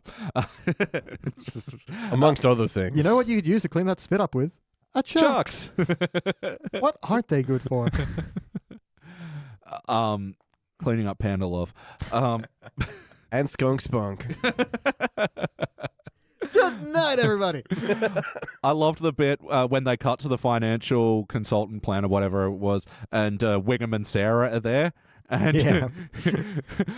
I'm planning on getting shot 3 days before retirement. In the business, we call that retiring. Well, what if you don't get shot? What a terrible thing to say. You made your wife cry. Yeah, no, I do like that. Yeah. It's such a cliche, they're banking on it. Yeah. Retirity. Because, yeah, the amount of time Simpsons have done a 1 day before retirement job, and I got to say, yeah. I genuinely love them all. Oh, yeah. They land. Next, quickfire thingy. When Mr. Burns finds the salad bar, there's some kind of force field on these vegetables. Yeah, yeah. It's called a sneeze guard. You have to lean under it if you want to get vegetables or sneeze, Sneeze on things. stuff. Great tagline there. Yeah, yeah. Definitely. When Homer's asking for a raise, Mr. Burns is like, what kind? He's like, whopping? It's just one of those, like, deconstructing the colloquialism, the saying. Yeah, it's pleasantly optimistic as well. Yeah. And yeah, when he's going through his sob story and like, oh, we don't have very much money and my wife's got a game leg and my children have many other game things. Yeah. And just Mr. Burns saying a laugh. I want a larf. I want a larf. Larf, I believe. Oh, That yeah. sounds like a larf. Yeah. Yep. It is a throwback to a Mr. Burnsian from before. My next line about comic book guy. Hey. Yeah. How do we skip over this section? Yeah. So what was his line when he was eating all the marshmallow he's peeps? He's eating all the I gotta peeps. say, this is my favorite prank of the whole yeah, movie. yeah. But the line before that is very like, because he's like, ooh. Oh, these- shit. If only the real chicks went down this easy. It was like, ooh. Like Yeah. if only the chicks were this easy, that would be okay. But go down is very specific. And the fact that he counted up to a 100 and marshmallow peeps are still going down that well. Ooh. But if you're going to do a cross-show playlist, Oh, yeah. pair this up with the Malcolm in the Middle episode where Francis is eating all the peeps. That is excellent. Nice. Seymour bangs Edna hard and nasty on Martin's desk. Hard and nasty. Yep. Yeah, like you really get to see her get thrown down on the table. It's voluptuous. Then there's comic book guy about chicks going down on him. Yep. Mhm. Panda rape, skunk spunk. Yep. I feel like there was more like vulgar sex in this episode. Yeah, this one's definitely earning the M rating. For real, man. All of those parts somewhat tacky and tasteless, I feel. Yeah. Comic book guy being like, oh, if only there were more blue jobs for comic book guy. At least it wasn't like as out on Main Street as that. It was at least a little bit subtle, but still. There was definitely did I just hear that? Yeah. Are we watching Simpsons and not South Park or Family Guy right now? What is this? Well, I never. What a week. I would like to buy issue number 1 of the Ultimate Spider-Man, please. And I would like a moment alone on the holodeck with 7 of 9. Hey, another sex thing. Yeah. hey, it's 7 of 9. Yeah, fair enough. And gives him the cash. He's like, oh, right away, turns the key. The thing comes up, little bit of smoke. Would you like plastic or triple mylar? Oh, no, thanks. I believe I'll eat it here. Just watching. What are you doing? And he destroyed. And Yeah. Oh, great. Poor comic book guy is wrecked by that. Oh. He is just shattered. the money did not matter to him. Yeah, and Homer's poker face is flawless. That was He's great. like, I'll just eat this comic book. Yeah, I think just there's a eat good this here. chance that Homer didn't know what he was doing. Go in there and eat a book. Okay. Okay. And then he just like stone cold like grabs the peeps. He's just, Yeah, before like he leaves, grabs some motherfucker. He's like he's Sam Jackson in Pulp Fiction, you know? Yeah. That is a tasty burger. That is a tasty, rare, priceless comic. What have I got for me to wash this down? Oh fuck. That was great, by the way. Thank you. Totally. Yeah, so the comic book guy, I think, we can agree we all loved where it ended. Oh Yeah. yeah. That's what I think makes the rest of this episode hurt so much. Is up Yeah. till then, this was hilarious. Mm. Yeah, that leads into the panda thing, and we forgot to go over Moe's line, which was after the panda drags Homer under the curtain. Oh yeah. He goes, "Ha, you ain't going nowhere, cutie." Oh yeah. That was weird. I know dragging someone away for sexy times when I see it. Yeah. When you drag him, you bag him and tag him. Ooh, Yeah. Extended cut. So that was very uncomfortable. yeah. I like when Homer goes to Costigan, buys all the toys, and Homer's like, "Oh, I'm just trying to redeem myself or whatever," and Costington's like, "Oh, I know. I used to have a bit of a shoe sniffing problem." Yeah. And they gave a really honest hug there that was not Yeah. played for laughs. Yeah. Just an honest dude bro hug. Yeah. No, that works. It's not exploitative of anything. He's just sniffing shoes. They're not on anybody. No, you can't no, go to no. the third floor Yeah. anymore. Yeah, it's just, it's not a fireable offense or... It's just a weird And one. then it's hug, pat, pat, and on with the story. We Yeah. all have our trials, and it's good to see you understand yours. Yeah. And, Marge wasn't in this episode much, and it was such a Marge moment where she's looking at all the shitty balloons and getting excited. Oh, it's Rusty and Funky Winterbean. Hey, Funky! I do love that. It's And very. the Noid. Watch out for the Noid. Yeah, She's the like noise. 110% into it. Yeah, Classic Marge, though. Oh yeah. totally. Fantastic. Yeah. Actually, I want to see if Funky Winterbean is actually a character. I think he's in like I kind of feel like he's a Family Circle-esque Yeah, comic. yeah. That's my bet. Yeah, that's what I'm feeling. Hang on. Funky Winterbean was indeed a long-running comic strip by Tom. I can't pronounce that. Iger Flossin. Badayuk. I was close. You were appeared in more than 400 newspapers worldwide. There you go. Yeesh. Go Funky. Right, they got an example. I'm going to read it and see if it's funny. Continue without me. Oh, I thought you were going to read it aloud. Yeah, share that with the rest of the class. I really don't know what to say about this thing in the paper of yours. I mean, it even says Wikipedia right at the top. So that's what gave it away.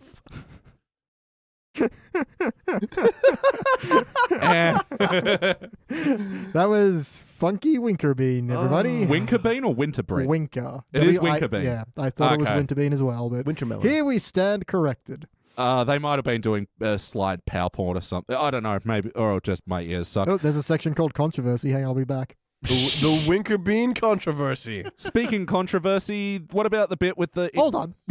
Oh, here we go. What? He's back. There was a negative reaction in 2007 featuring a strip where Wally gets blown up by an IED. So Wow. this changed dramatically. We Wow. have to do some further Wow. reading on this one. It's just like discovering that Archie had now flashbacks and accidentally murdered Veronica and Yeah, just woke Stacy. up one morning, was choking her, and was like, "Oh God, what have I done? Who have I become in the face of this war?" On season 2 of Riverdale. Yeah. So the Native American is done as the Cleveland Indians thing. Yeah. That's They seem to be really kind of tacky. poking fun of it at the same time. So Yeah, they did and say- it's paper mache is made out of broken treaties. Yeah. Oh, they're that's good mostly thoughts. sad. Yeah. And it feels like because it's cheapening the joke from the chocolate factory episode where they're doing the Native Americans, they didn't used to eat chocolate, they smoked it. And it's a Yeah. subtle little jab at that caricature. Yeah, and they have the Cleveland Indians thing there, but this one, it felt very bad. It did. I didn't feel like I was supposed to laugh. Yep. And I said there was only one thing about the fish guts that made me laugh before, but no, I was lying. There was two. The pun of Merry Fishmas. Merry Fishmas. Didn't mind that. Get it? Because it's like Christmas, but it's Alright. got fish in it. And that's exactly what made Did me you know that chuckle. every Chris is actually a fish? I did not know. Yeah. But not every fish can be a Chris. And we're back. Anyway, whatever. Let's rank this thing. Anyone out there dating a Chris, try him with a little tartare and a slice of lemon. Sexy and delicious. Batter up. Hey! Woo! 10 points. Danny, lead us off. I'm sort of torn. I'm Beach would call this a particibronze in my head, I think. Get out of my head. Get out of my head. Yeah, it's not a failure because there were plenty of lols Yeah. or larfs. Oh, there were laughs to be had. Yeah. But I wasn't happy with it either.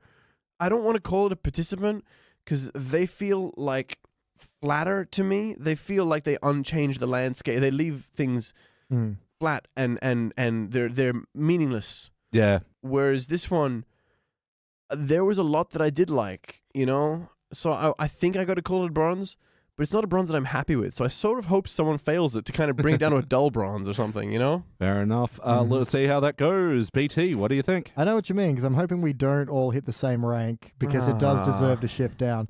I'm just trying to think of it in sections, because the opening I would give a bronze silver.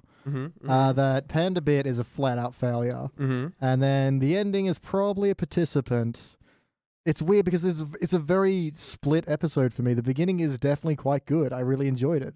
It's just that it just tanks the second we get to the Springfield Zoo.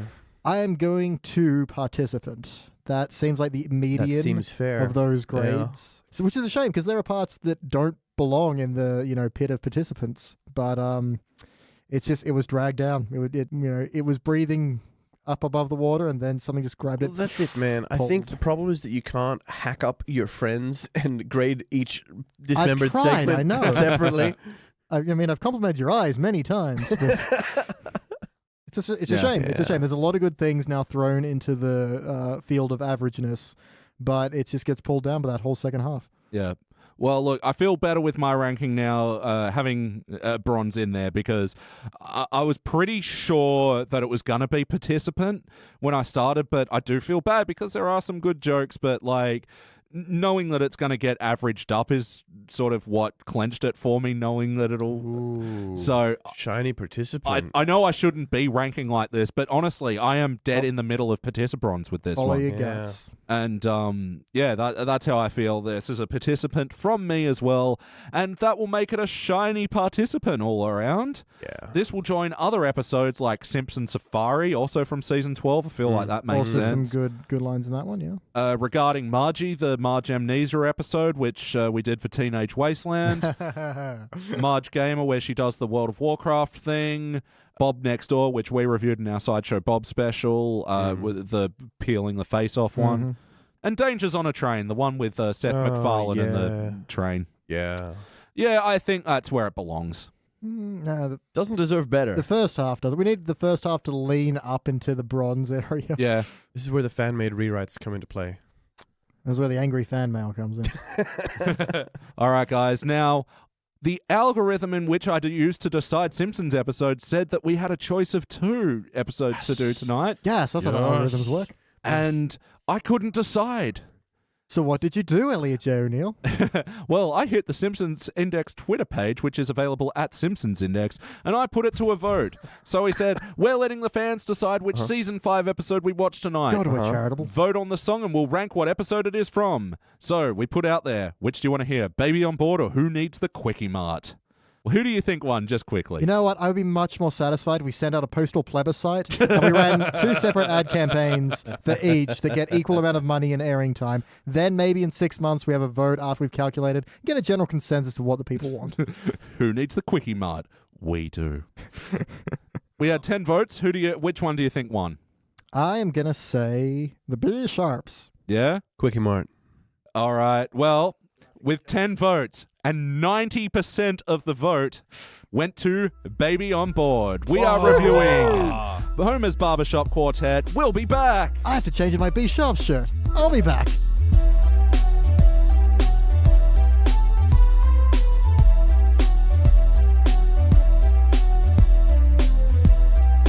And we are back, and we just watched our classic and final episode for this evening. It was Season 5, Episode 1, the season opener, Homer's Barbershop Quartet. It was first released in September of 1993, and it was written by Jeff Martin. In this episode, it's Homer's Barbershop Quartet, you know what, Baby on Board, whatever. Guys, what did you think? Splendid. So yeah, you guys liked it or something? We did like it or something, but which could it be? Yeah, oh man, this is... Yeah, I can't even care. This is just magic. It's pretty fast-paced as well. I'm surprised Yeah. how much is crammed into it.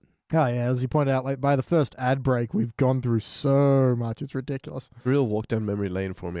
Yeah. Watching this one, I can remember being on the couch on like 7 o'clock on a weeknight and actually seeing it for the first time. And Yeah. it takes me back. Yeah, and then years later, seeing it again, like, all these jokes I didn't get that I get now. I know. And all these bits that I thought were Yeah. from like 1,000 different episodes, they're all from this one episode. Yeah, I was stunned how many times I went, that's right, that's in this one. Yeah. Danny, for better or worse, what joke stood out to you from this episode? First off the cuff is this giant woman will kill us all. I meant the statue. That was so great. Such a great Simpsons misdirect, definitely. Lovely. BT, do you have a joke off the top of your head that stuck out to you? Oh my. No, actually, I don't even know where to start. Like, half my notes are just great jokes I didn't even know that was in this. Yeah. But I'm going to go with what I didn't realize for a long time was a joke. Prisoner 24601, which is a reference to Les Miserables. You mean Oh. 24601. Yeah, we're not trained singers. Quimby's opening line of, well, these filthy, degenerate scum feeding off each other's trash. Oh, welcome to the swap meet, shoppers. Ich bin ein swap meet participant. Ich bin ein swamp meat participant. Yeah, it was a weird thing because I was thinking, he made one mistake once and we still make fun of it. so many current mistakes in grammar and... So that's what it's referencing, yeah. Kennedy said, Ich bin ein Berliner or something? Yeah, the famous misquote. I've heard numerous translations of what it actually means, but the story I heard is he should have left out the ein and it should have just been Ich bin Berliner. I am of Berlin. Instead, Ich bin ein Berliner was I am a jelly donut. Oh, that's excellent. Yeah. No, this episode is loaded with jokes. It's actually hard for me to just pick one for this opening thing, but we'll get back to that. No, Danny, what story moment stood out for you for this episode? It really comes down to the growth of the band. I really like their British agent. I really like the part where he's like, "Nasa Pima pedal on." Never fit in a marquee. Never fit on a marquee. From now on, you're a peu de Beaumarchais. And how they get rid of Wiggum. Actually, a storyline, that's my favorite in a nutshell. Run, boy, you're free now. What? No. Oh, you feel so bad for poor Wiggum, but I love how just direct it was. yeah. BT, what story points for you stood out? Oh, man, the whole goddamn thing just rolls like marbles on glass. Doesn't it? It's beautiful. Like, you just go from the swap meet where you get some quick-fire jokes and references, and then you kind of organically flow into Bart and Lisa finding the... Actually, I'm going to bring up a story point. Bart and Lisa finding the LP. That is a really great lead into the main story. Like, the other two that we've seen, they had their little intro sequences, and you argued for the first they've been one. Exactly that. They've been an intro sequence, whereas this... They've taken The Simpsons on an everyday kind of thing, and they've given us a reason why Homer launches into this story. It really felt coherent and just like a natural progression. Yeah, it feels like now they would be doing some random bullshit, and then that would launch Bart into the attic, and when he was in the attic, he'd bump into a box, and the box would fall over, and what's this wreck? Or something like that. Whereas this, we get all the tight pack, some of them are jokes, some of the quick references, it's all just... You even get a little bit of why they're there, because Marge is there to sell some of their paintings and craft, And it's like her not wishbone necklace. Yeah. And it's like, it's one of those things where it's not disorientating that they're not starting out at the Simpsons house or a familiar location or anything, because towns do have these things. They have their market Everyone's stalls. been to a market before. This is something that's part of life, especially in a suburban town. So it doesn't need explaining why they're there, even though you visually get a quick reference. Yeah. With, I think your son or daughter would think this necklace is really cool. I doubt my son or daughter is that stupid. Oh, yeah. But it was awesome because they got to establish the story there, and, you know, they're going through records and junk. That's why they get onto the B Sharps thing. But they also get to have their cake and eat it too with a bunch of, like, those sketches that would be out of place anywhere else, like the Prisoner 24601 reference. That was absolutely it. Or the 90210, sorry. Jesus playing cards was pretty good. Yeah. A Methuselah rookie card. Wow, Joseph of Arimathea, 24 conversions in AD 46. Yeah. What were some of the other ones? Oh, yeah, Homer going through the box of, like, valuable stuff. 5 cents and everything's Yeah. absurdly valuable. Which, again, you kind of need to grow up a little bit before you get that. Yeah. What a Yeah. Stravahuvius is. It's a simple enough bit. It works. Yeah. The planes are upside down. It's Yeah. Action Comics #1. Yeah. It's another bit that I feel wouldn't work today. Like, they'd have him pulling out a bag of cash, gold bricks, here's some diamond necklaces. Yeah. It's the subtle approach we just don't seem to get as much anymore. Yeah. But speaking of the subtle approach, the thing that sticks out for me most about this story is how many Beatles references they just packed into this thing. And again, that's what you learn as you get older. You're like, Well, yeah, for me, like around age 14 or 15, I just had this big discovery of the Beatles where, like, I'd been aware of, like, Octopus's Garden or some of the songs they teach school children. I've been aware of the parody song for kids. Yeah. I quite like the Melvin and the Chipmunks being yeah. part of the rodent invasion. Like a father and his hat and called it Rice-A-Roni, Melvin. That was very good. So bad. I know, it's but perfect. so perfectly Yeah. bad. Yeah. But yeah, look, we're not going to hit all the Beatles references because there is so tightly many. packed. But look, the Wikipedia page has actually done a very good job of highlighting them all. But just quickly off the top of our heads, some of our favorites. I love the album covers and stuff. Yeah, Bigger Than Jesus. That was the Yeah. title of our second album. And And it's Abbey little Road. detail, it's Abbey Road, and Barney's not wearing any shoes like Paul McCartney was. Mhm. Yeah. So Barney's dead? Ooh. Oh, well, the big ones, of course. I like Barney's Yoko girlfriend. Yeah. The rooftop thing at the end was beautiful. It's just It's been done. Yeah. like powerful. I love it. Georgie Boy actually turns up at the end twice. Oh, George Harrison in this Really episode. great way to drop a cameo, and just like having Homer just flat ignore him was hilarious. Hilarious. We bother getting someone bigger than Jesus. Also, they rip on him for being bigger than Jesus as well. Yeah. And then what happened was the biggest thrill of my entire life. Where did you get that brownie? I love the choice of words as well. Over there's a big pile of them. I also love the animation on him eating brownies. It's cheap because they've cut a lot of corners, but it just works. And the fact they hold on it for that long. Yeah. Again, it's a tough thing of comedic timing, but there it works. It's just, and it comes back to George Harrison's nice British. Oh, what a nice fellow. Yeah. Because the brownie pile doesn't go down, it almost feels like you could watch it forever. Yeah, there's a loopable GIF right Yeah, there. I think I'll absolutely. be using that in the promotion of Oh, this yes, episode. please. And yeah, the other album I like when he turns the album around and they've done the reverse of Sgt. Pepper's, Paul McCartney standing backwards, but it's Homer and his butt showing. Yeah. Yeah, That beautiful. was really good. Play count. How many times have you seen this episode before tonight? Yes. BT? Also, yes. Oh, indeed, from me. So Always got to win. God damn. it was more than you. That's all I know. Did this Shut up. That's why. did this feel like an episode of The Simpsons? 10 million%. Yeah, this is one of those things where, and we've noticed it. Homer's musical savant Yeah. skills are. First on They display call him here. out. They're actually like, since when could you write a song? Yeah, Little do they know. Yeah. yeah. But it pops up every now and then, and I do appreciate that, yeah. Yeah, totally. Yeah, I don't think anyone's really off. I don't think anyone's off. I You think know what? Chief Wiggum was off. Off key. Oh, that was pretty good. So goodbye, farewell. Fuck off, Chief Wiggum. Stop Quickie Mart and save. Let's talk about the wackiness of this episode. No. Yeah, we already did that. I Giant know. woman will kill us all. Yeah. And my God, Dr. Doolittle is Chief Winger. Time for this bird to fly. And, do you want to do the Jordan's anal corner or lie? Nah, man, let it go. Jordan's anal corner. We decided we were going to let it go. I won't. No one was playing the piano. Boom. It was a player pianola. Well, fair enough. I think I have another Jordan's anal corner. Yeah, back to the corner. Barney puts in his tape of his new experimental barbershop and presses record instead of play, but it plays. Oh, really? He presses a big red button and not the play button, and usually record is the red button. Another Beatles reference to Revolution 9, number 8.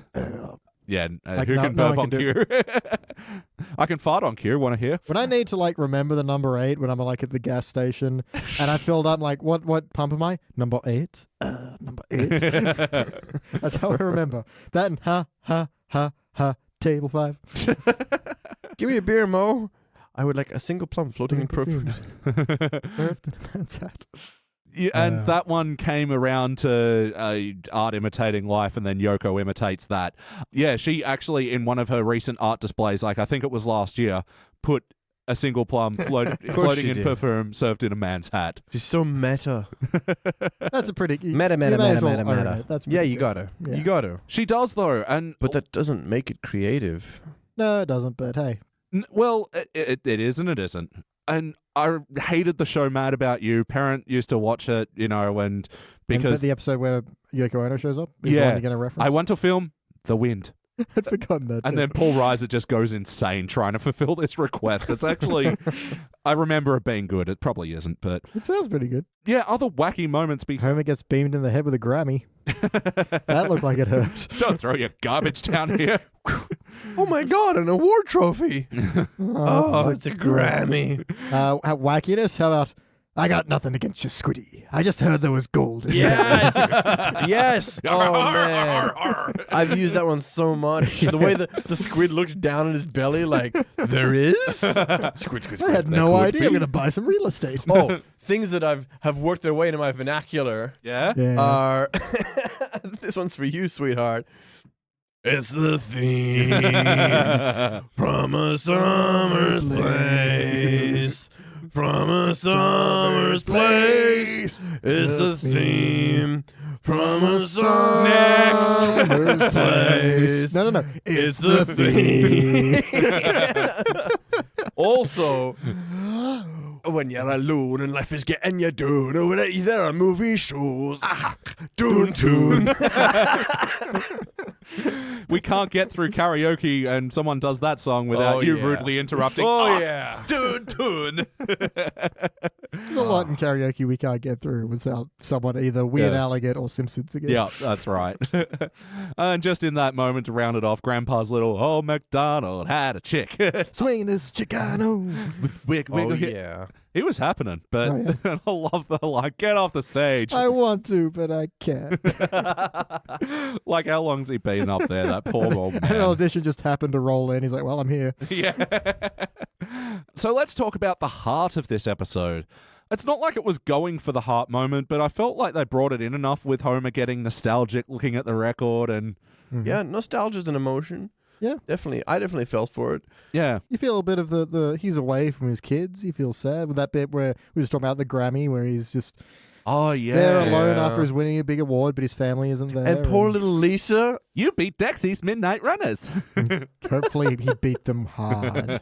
And then she's like, I miss you, Daddy. And you're just like, So much heart there. Yeah, man. I'm not crying, you're crying. What about no one bought a lucky Wishbone necklace. Bart bought a bong. Yeah. Far out, man. I haven't seen a bong in years. But I like that Homer's getting nostalgic for bongs. It's like, you 10-year-olds. Anyway. And then he sends Marge to go get them. 12 miles. Yeah. So, would yes or no? I mean, right now, if you feel like it. Oh, dude. I will call in sick to life. Well, if we're going to watch it again, we've got to put it in a playlist. What playlist does this go in? Heavy musical episodes. Oh, yeah. And Beatles episodes, pair it with the one where Bart and Milhouse go down to Flanders' basement. Yeah. Or sure, the Paul sure. McCartney and the Ringo Starr Or one. Marge painting. Yeah. Yeah. I liked in Marge's stall, had they had a bunch of her paintings over the years? Yeah. The ones with the one-armed veteran. Oh, Herman. I think didn't we establish before that Herman's not actually a vet? That he's a faker? Yeah. He lost it in I can't remember what they said now. It's in the Nelson episode though, I'm pretty sure. When someone tells you to keep your arm in by the bus window, you do it. No, he's like that guy that couldn't even get through with mandatory conscription, you know? Yeah, but he's still like a crazy military gear. Yeah. That's He's such like a buff of John it all. Goodman in Well, he went to Vietnam. Lebowski? in Lebowski. Lebowski. Did he? Yeah. Quiet, Donnie. That also has a Beatles reference, so shut up. All right. Really? Big Lebowski? Yeah, I am the walrus. Oh, of course. I am the walrus. No, wrong Lennon. You're that child who walks into a movie halfway through and looks at the screen and says, what's going on? Sorry, a bit of wackiness I missed in my notes. When the crowd's protesting Barney and then he sings and they love him, all their placards change to We Love Barney. Yeah. Just like immediately. Yeah. Well, they were prepared for that. That was good. And yeah, that's calling reference to the whole Pete Best being replaced by Ringo Starr thing. Yeah. I feel like just like Top of the Pops, Cubic Zirconia episodes. I just want to put this on a bookshelf. Yeah, you know? it's iconic as hell, this episode. This has Yeah. got so many of the quotes and imagery and stuff that, we'd call back to so many times. Yeah. Oh, yeah. This is part of the vernacular. It's yeah. got the most beautiful part of the hand-drawn era as well. Yeah, there is actually some strange off-model moments where, like, their eyes are the pupils are a bit too big, and Yeah, and occasionally the mouth doesn't quite fit Yes. the audio, but, you know, again, early days-ish. And also, a few of the characters' mouths are a bit small. Like, there's just a couple of, like, weird animation niggles.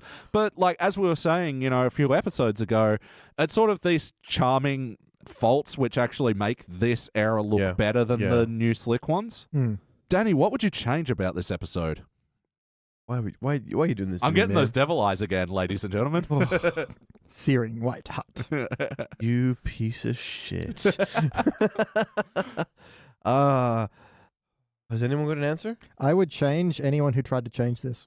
Well, like they can reach out to touch it, and like, no, slap your hands. You're not allowed to have hands until you learn to respect this. well, episode. just if I might, okay, fine.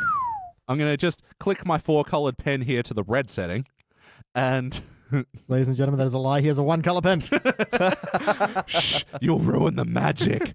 I think Goodbye Coney Island Babe appears too many times. I thought that was the bit, that they hadn't learned another song yet, and they were like just running off their one single. But there's more than I also never noticed. Like, I think they do enough changes to it. They do different parts of it, and they do different endings to it. That I actually don't even remember noticing that until this viewing. It was like, oh, it's the same song over again. Yeah, because I think they hit it at 3 different points, and because they do the other one, Hello Mahani, Hello Ragtime Girl, that one, they only do that once. It sort of feels a bit weird that Then they've hit Sweet on. Adeline. Oh, yeah, that's true. I just wish they subbed in Coney Island for something else when they were doing the second. You know what? You try singing Barbershop doing a Pooh's voice. Well, that's actually an interesting thing that I'll just jump ahead to. The guest stars of this episode. So the voice of the B Sharp wasn't actually them, unless it was, you know, Apu doing Shop Quickie Mart and Save, or incidentals and things like that, yeah. and Barney, his Sweet Adeline. It was mostly done by the then lineup of the Dapper Dans from Disney World. Really? Yeah. Which, like, now that you sort of hear that, it's like, oh, yeah, that was totally them. I think I assumed it was actually the voice actors because of things like, Barney sounds like Barney. Wiggum clearly stands out as being Wiggum, but obviously that was just him singing with the Dapper Dans to stand out. Yeah. All right, well, there we go. So, like, you can hear there is some layering, and especially when they're doing, like, the multi-counterpoint melodies and stuff, they insert the voice actors. But, yeah, for the most part, it is the Dapper Dans. Wow. Impressive, though. Yeah. I think the one thing I might look at changing might be the awards ceremony. Okay. Where it's like R&B / I can't remember what the... I love that. It was... I'm the nerd. I'll fill it in with some time. What I really like is there's a spoken word guy, and it's just a guy with a pipe with a book who looks surprised to be at like an awards ceremony or two. Yeah. Oh, is this where I am? Yeah, it was Outstanding Soul, Spoken Word, or Barbershop Album of the Year. So that one's funny to me because the thing that's always bugged me about Emmys or Grammys, I don't know which one does it. Half the categories just don't make sense. Yeah, where it's like Best Musical or Comedy, and it's like... Why are you pairing these things together? Yeah, they haven't been intertwined since the 50s. Like, yeah. But the award ceremonies with David Crosby, what about that? I like Crosby. Going up and he's like, "Oh, David Crosby, I love you, man. Oh, you like my music? You're a musician." Yeah. It's funny. I just feel like if we had to pick a weak point, if you have to pick a weak point in the episode, that scene probably just didn't have as much to it as it was. Most of it was just them sitting and then walking up onto the stage.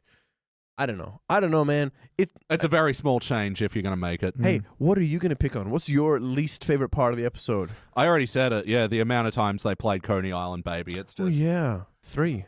Yeah. Too many. And again, that was also to make a joke about, bands being forced to, like, replay Stairway to Heaven, I guess. Yeah, that could have actually been a good thing, that they progressively get sick of it, and we needed a new song. And Achy Breaky Heart is still 7 years away. Yeah. Fuck, I love Baby on Board, though. Oh, look at this sign I got. Baby on Board. Now people will stop intentionally ramming our car. I think of it literally every time I'm behind a Baby on Board. Just like ram Whenever I sit down to write songs, I'm always like something Burt Ward. It just writes itself. Oh, no, when he starts with his, there was nothing in Al Capone's vault, but it wasn't Geraldo's fault. Which, again, a reference I didn't get till many years later. Yeah.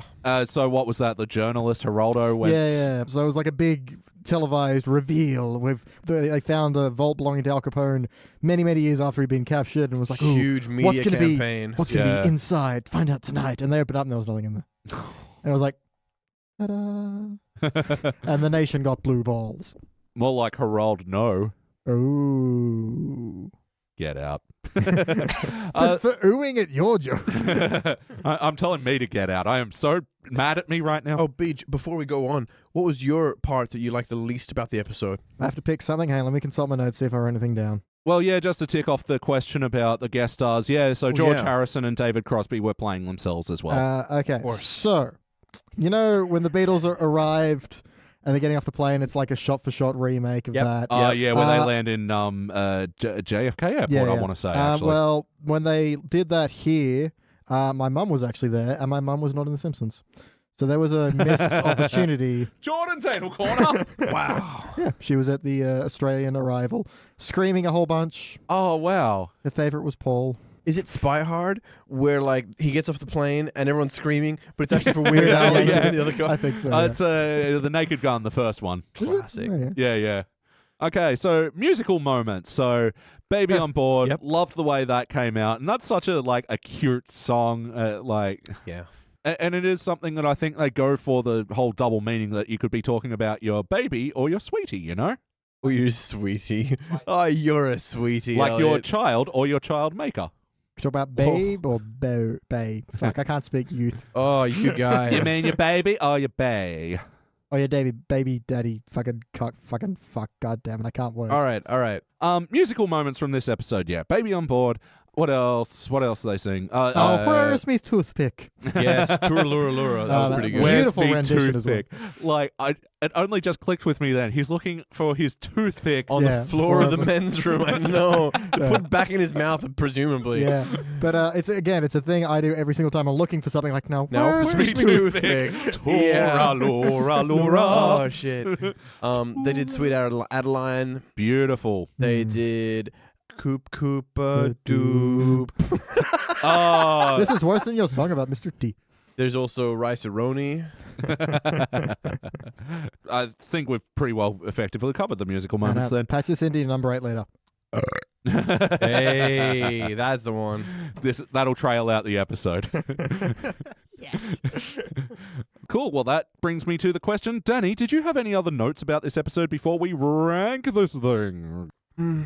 I feel like the only thing I really want to say is that go and watch this episode. Like, Jesus Christ. If you're listening out there and you haven't seen this one, you're missing out on everything. Yeah, an integral part of your life. Get your baby on board. You know how they say that you should never make fun of someone who doesn't know something because it's an opportunity to introduce them to it. Yeah, they're one of the lucky 10,000 people who get to learn something new today. I feel the same way about people who don't know about Chucks. They're like, how do I clean up this spill? Let me show you. Look, I know you've wiped your benches, but have you super wiped them? We're such whores. I know. we got to get onto the Ajax spray and wipe next week. Do. One day we're I- doing yeah, a yeah, podcast. yeah, I was prepping for an index. I had run out of Windex. Oh, nice. Hey. BT, did you have any other notes about this No, I episode? put my notebook away, man. I'm done. I ticked everything off. I'm out. I've got an idea for a B-Sharps cover band. Oh, we didn't even say the B sharps bit. Yeah. Hansa Homer Simpson +3. I like it. No. Need something witty at first, but it gets less witty each time you hear it. How about the B sharps? And I love how they laugh for the exact amount of time. How you go, yep, I'm stopped thinking it's as witty now. Yeah. And then you grow up and find out there is no B sharp. You're like, Well, it does exist in the context of certain keys, but not really. They want you to be sharp. It's like a. It's a It's a Dapper command. Dan, like Yeah. Barbershop Quartet thing as well. oh, it's beautiful. But yeah, I reckon if you're going to have a B sharps, because they spell it B-E sharps, not like the note, I reckon you should have a cover band called the C Naturals, S-E-E, because a B sharp is technically a C natural. That sounds like a nudist colony. No, it sounds like the Peeping Toms It's of a nudist it's about colony. to say it's a strip joint. See naturals. Yeah, It's like Big Naturals from Kimmy Schmidt. yep. So yeah, that's my joke that made Shag want to punch me. That can be your first hit. I love that walks in. You've just recorded your first number one. Very Beautiful. came in, yeah, strummed out this tune, That was right? it. And I said, that's a number one record. But after he does that number one record line, then he has the line, oh, Bouffant Betty. What do you guys think of this bit? Because it's simultaneously very funny and very horrible, very, very horrible. No, it's very funny, but also very scathing of the music scene as a whole, and especially at the moment. You see, Oh, women yeah. will want to have sex with you, and we want to make them think they can. And If I just explain it like that to Marge. sure she'll understand. Smash cut too. Like we've never heard Marge cry like just this pain either. crying. I'm going to look up Bouffant, Betty, see if that's a thing. How the fuck do you spell Bouffant? Would you say it was a bulbous bouffant? I would. Bulbous bouffant. It's just a name for someone with big hair. About it. Gazebo. So did this bit land enough to justify, like, okay, because the other thing is, I'm wondering, did Homer tell Marge that he is going to have sex with women or just appear like he No, can? He explained it to her exactly as the guy explained it to him. Women are going to want to think they can. So the pitch was, I just need to pretend I'm single. Yeah. And that's what she's hurting from. Okay, that makes it slightly better than go, Marge, is it okay if I have sex with women in Nah, Sweden? Come on, Homer would never say that. He's just like, No. so they want us to have a secret marriage, so because women are going to want to do me, and they have to think they can. That's probably what he meant to say. Meant to say, but Homer doesn't get it right, you know? It's true. It's true. And it's only until the end of our tour of Sweden Yeah. with the Swedish women. Marge, we can't be married until the end of Sweden. I'm going on tour and there's going to be lots of girls who want to have sex with me. So we can't Everywhere. be married until the end of Sweden. And it's time for Elliot's quickfire notes. So quickfire. Loaded. Don't normally mention the couch gags, but I feel like this one is worth mentioning because they do 3. Yeah. And I remember when I did watch this for the first time going, take 2, what do they do? Oh my God, this is so special. Great shot.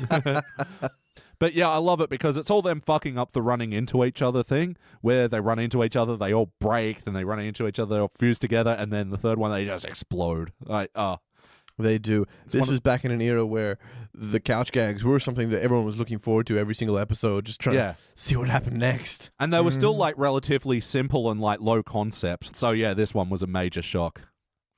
Moe's thing with Oyster Lucy a Ball was a weird sketch. It was, actually. Actually, if anything's weak, it's that. It's like, maybe that's just Yeah. old. I don't Yeah. really know. Because he But, he just was doing a Lucy gag. Yeah. Ricky, I want to meet this person. There. Yeah. Maybe the joke was that there's always someone at these stalls selling crap, handmade crap. Yeah. Oh, people are going to go nuts for my Oyster Lucy or Balls. Yeah. Finally, all these repurposed oyster shells. All the other sketch was the banned Malibu Stacy doll that Lisa finds. I know. Grim. They took it off the market when they found some kid poked both his eyes out. That was really good. Bart's line as well, thanks to TV. Can't remember what happened 8 minutes ago. Didn't like it. Didn't land with me. Really? Yeah, sorry. Oh. I think the laughing didn't land with me, actually. Yeah. Well, like they laugh because they're assuming he's joking, and then he's like, "No, really, it's a serious problem." They laugh because having a serious problem is funny. I don't like And, the no reallys. I never like no really jokes Oh, though. yeah, no, you fair, know. fair. No, really. I'm laughing on the inside. You don't. I think Homer slightly saves it by going, well, you know, what are we laughing at? Who cares? Who cares? It is a good save, yeah. Yep.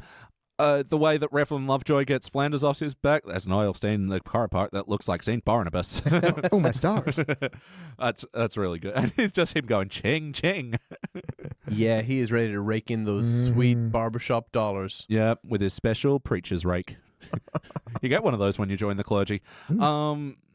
I didn't like the line of, oh, those girls you paid to scream are really going nuts. What girls? I didn't pay any girls. What? It was pretty heavy-handed, yeah. Mm. Yeah, it wasn't a wah, though. It was a huh? It was I'm sure it was proto-wah. being heavy-handed on purpose. It had to be on Yeah. purpose. Yeah. I did quite like Snake being like, I'm going to clonk that copper right between the eyes after this song. I really like the prisoner next to him looks really disappointed when he says after this song, he's like, Yeah. really? Come We on. have to wait. Yeah, but then he does it. Yeah, oh yeah, he lands that shot. Snake has a good arm. Damn straight. Mm. He's even got this big square-shaped bicep right at the top. It's a medical condition. Yeah. I actually and I don't think we've hit It's on a Wiggum enough. Deltoid. Or an Altoid.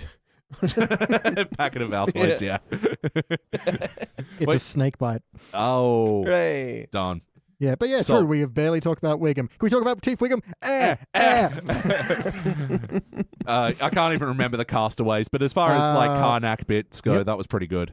Gilligan, Yeah. Skipper, and Wiggum. I Yeah. completely forgot Gilligan's name. Name 3 castaways. Yeah. No, that was good. And like I thought their handling of his character getting ditched from the band and just the way he was trying to worm his way back into the band time and time with the Doolittle audition And and he's there for the hands in moment. yeah. Oh, Yeah, it's well, so pathetically sweet. Can't blame a guy for trying. You're all under arrest. Yeah. And then at the end, in the beautiful chief, sure is though. Get the tear gas. Just still got the That- grudge that after all wound these is years. still Yeah. Yeah. Oh, in wackiness, we forgot human fly here. Come on, I stayed up all night dyeing my underwear.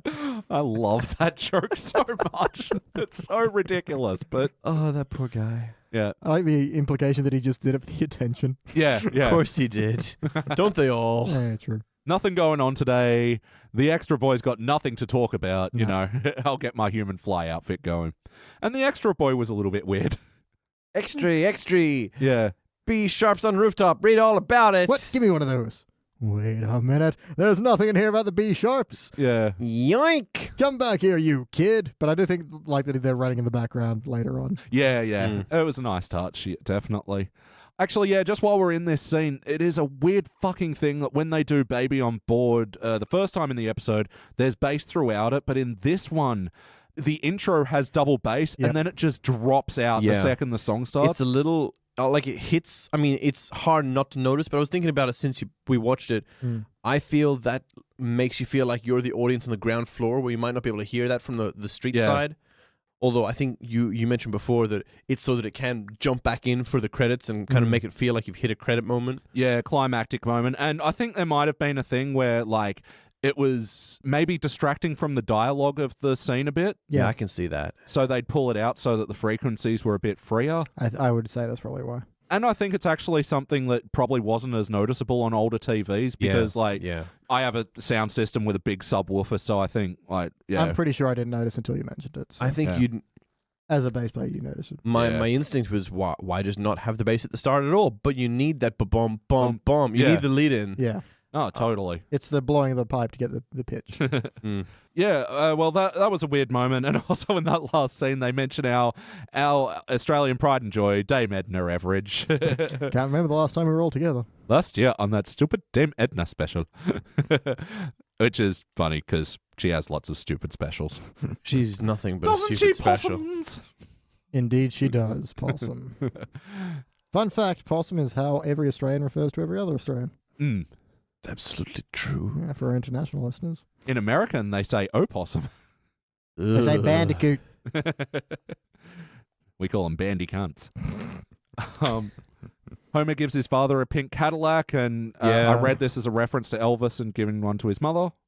Sure. Does she immediately have a heart attack and it's like, give me the keys? Shot for shot. We noticed Reagan's in this episode. Yeah, being Reagan. Time I could be working, Mommy.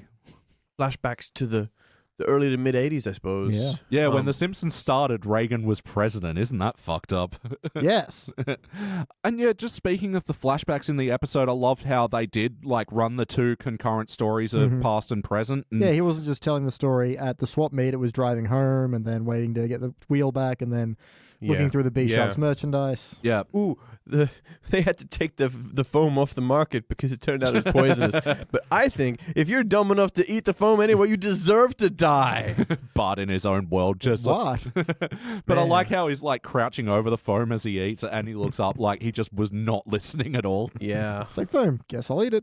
I guess I do deserve to. Homer saying someone deserves to die. Yeah. Jesus. What is he, a magician? And I love in the sad moment where he looks at the billboard, Happy Family Bourbon. Oh, yeah. Excellent. The line about, what must go up must come down. Bob Hope's been active for years. Sinatra's still going. Dean Yeah, Martin. Tom Jones. Yeah. Two of those people are Martin dead. still pull up a Oh, crowd. wait, no, three of them are dead. Yeah, Tom Jones is the only one that's still alive. Wow. Hit list. Yeah, tell me about it. We have to take down Tom Jones. Clearly, it's clear, people. The message is here. I'm not going to say a lot of people have planned that. It's not unusual. Oh. Get out. Get out. I'm only disappointed because I was running through the catalogue. Okay, Yeah, how come I yeah. fuck Beach beat me to it. Nice. Pew. Quick fire. Another playlist suggestion, Bucket Homer, where Marge makes the Bucket Homer for the That's kids. right. And the tape, and they're just traumatizing them. Yeah, so put that where he's got one of the plant with singing Yeah, I yeah, work hard for the money. There's a little bit of a timeline fuck up here as well, where Santa's little helper is then burying the Bucket Homer head. Yeah, but they don't have Santa's Yeah, Santa's El helper yet. They got him when they were Bart was 10 and That's Lisa was true. 8. So Yeah. I love the Us magazine thing. Hot or not issue. Are we hot? We are not. Well, we all know Skinner's the funny one. Yes. Yes, That he was is. great. Like, I was watching that, and if the audience was told that he's the funny one by the media, Yeah. then he would and come that's across the as really response. dry. Yeah. Kind of. When he's all like, yeah, you asked the most hilarious guy in the room, are you funny? He's like, yes.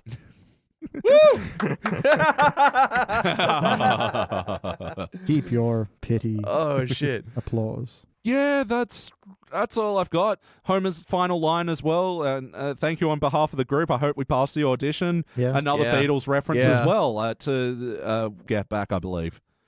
Get back. Let's rank this thing, but bum.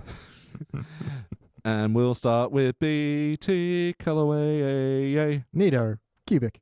All right. Why? Ah, come on. It's such a good ride. Everything's just funny. There are so many quotable moments. I didn't even know they were all in this episode. And the story is just really very compelling. It rolls really nicely. You get those in equal parts present day then and flashback. It's just funny. It's heartfelt. It's got some great musical moments. It's good. It's full of Beatles references and other stuff we didn't get for years. It's an episode that just keeps on giving. So give it a cubic zirconia. All right, Danny. Oh, I give it a cubic zirconia as well.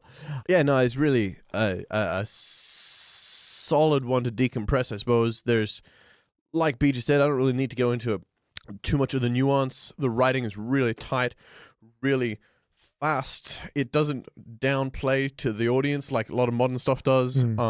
It's intelligent, it's heartfelt, it is well-rounded, there's lots of gags, the pacing's really fast but it doesn't feel rushed. More than that though, it's such an integral part of The Simpsons iconic, all my favorite jokes are all from this episode, and I didn't even know. I thought it was from like split across 5 seasons. Yeah. So in a way it feels like you're asking me to rank a favorite childhood memory. Yeah, it's like I've mentioned it for a while, but the theory of Simpsonic, where the world ends and language devolves into quotes. This is going to be, your ABCs. This is the one. This is going to be not ABCs, but it's going to be through like P through to S. Yeah, definitely. If I had to sum it up, it'd be like this. It's the theme from a summer's place. No, let him finish. From a summer's place. It's the theme. Well, I'm thinking of... It's the Summer's place. We should do it in a round. So when you say when you get to it's a theme, I start on it's the summer's place. All right, go. It's a theme from a summer's It's place. a theme from a summer's place. It's the theme. Summer's We accidentally place. joined. I wonder if you can harmonize like that. It's the theme. It's the theme from a summer's place. It's the Okay, for theme. today's bonus content. Yeah, enjoy that one, editing Elliot. Thanks. All right. Well, look, Theme. the people need to hear my ranking. I'm ranking this one cubic zirconia as well. I'm actually not going to lie. I came into the night thinking this was going to be a gold, and I still kind of want to in my head because it's iconic as hell, but there are a couple of There are a couple of slumps. minor drag points, yeah. But for those niggles, it doesn't bring it down enough. Like, also, it's another thing where watching it in a group of people is actually it improves the episode significantly. And I think what we're talking about, it's iconic. It's going to be Simpsonics. This is an episode that is part of the Simpsons experience. And as I've said with the cubic zirconias, these are the ones which the Simpsons cannot exist without. Ooh. And so while I don't think it's the best cubic zirconia out there, I think it is definitely a cubic zirconia. Mm-hmm. Oh, I got one more. Yeah? I never wanted to kill you, laddie. I just heard there was gold in your belly. What about Willie's last line? I made a lot in software, and then I lost it at all the at the track. Ah. How much for this milk? $12. Oh, yeah, we didn't do their wrap-ups, and Queenie, you can go home now. I'll give her a good home. And I did. All right, well, this episode will be joining other unanimous cubic zirconias, and I'm going to do that thing where I try and do them all in one breath. Okay, good luck.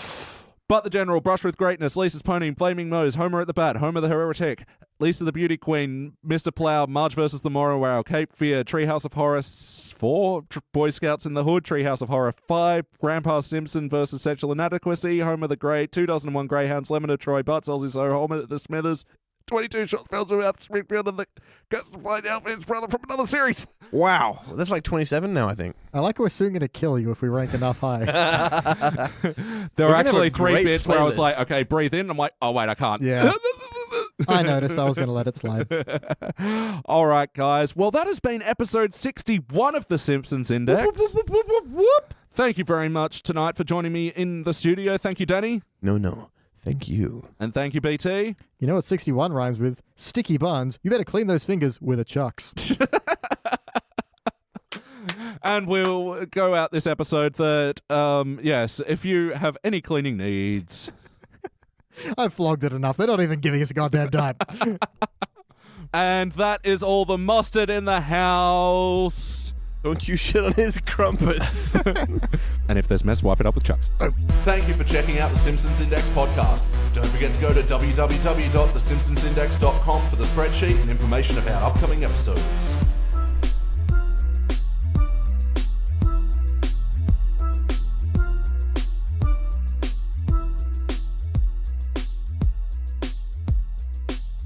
And for today's extra content, All right, let's do this. You got enough oxygen? For the next 30 seconds, maybe. Yeah, it's annoying how you have to keep recharging on that. It's such a shitty gameplay mechanic. Press X to... Oh, man. I always wondered if, like, Doris the lunch lady would end up with, like, Boris the brunch man or something. Give it time, although she did. Brunch buddy Boris, yeah. Oh, no, I was trying to read up on Ricky Jay, Oh, okay. but there's nothing I can tell you that doesn't take paragraphs with no punchlines at the end, because Wikipedia doesn't write in joke format. If only they wrote in note format. That's Wittypedia. Swish. fun side effect of that is because my work is right next to a F45 gym, it keeps thinking that's where I am. So I keep getting ads for like gym equipment because it assumes I'm there for like 9 hours every day. You have been looking next to someone pretty buff lately. I have been standing. I have been standing next to someone pretty buff lately. You've been getting a tan from their glow. Yeah, it's really weird. So there's that, and for some reason my Facebook has been popping up with Milo Yiannopoulos coming to Sydney. I'm like, the fuck would I want that for?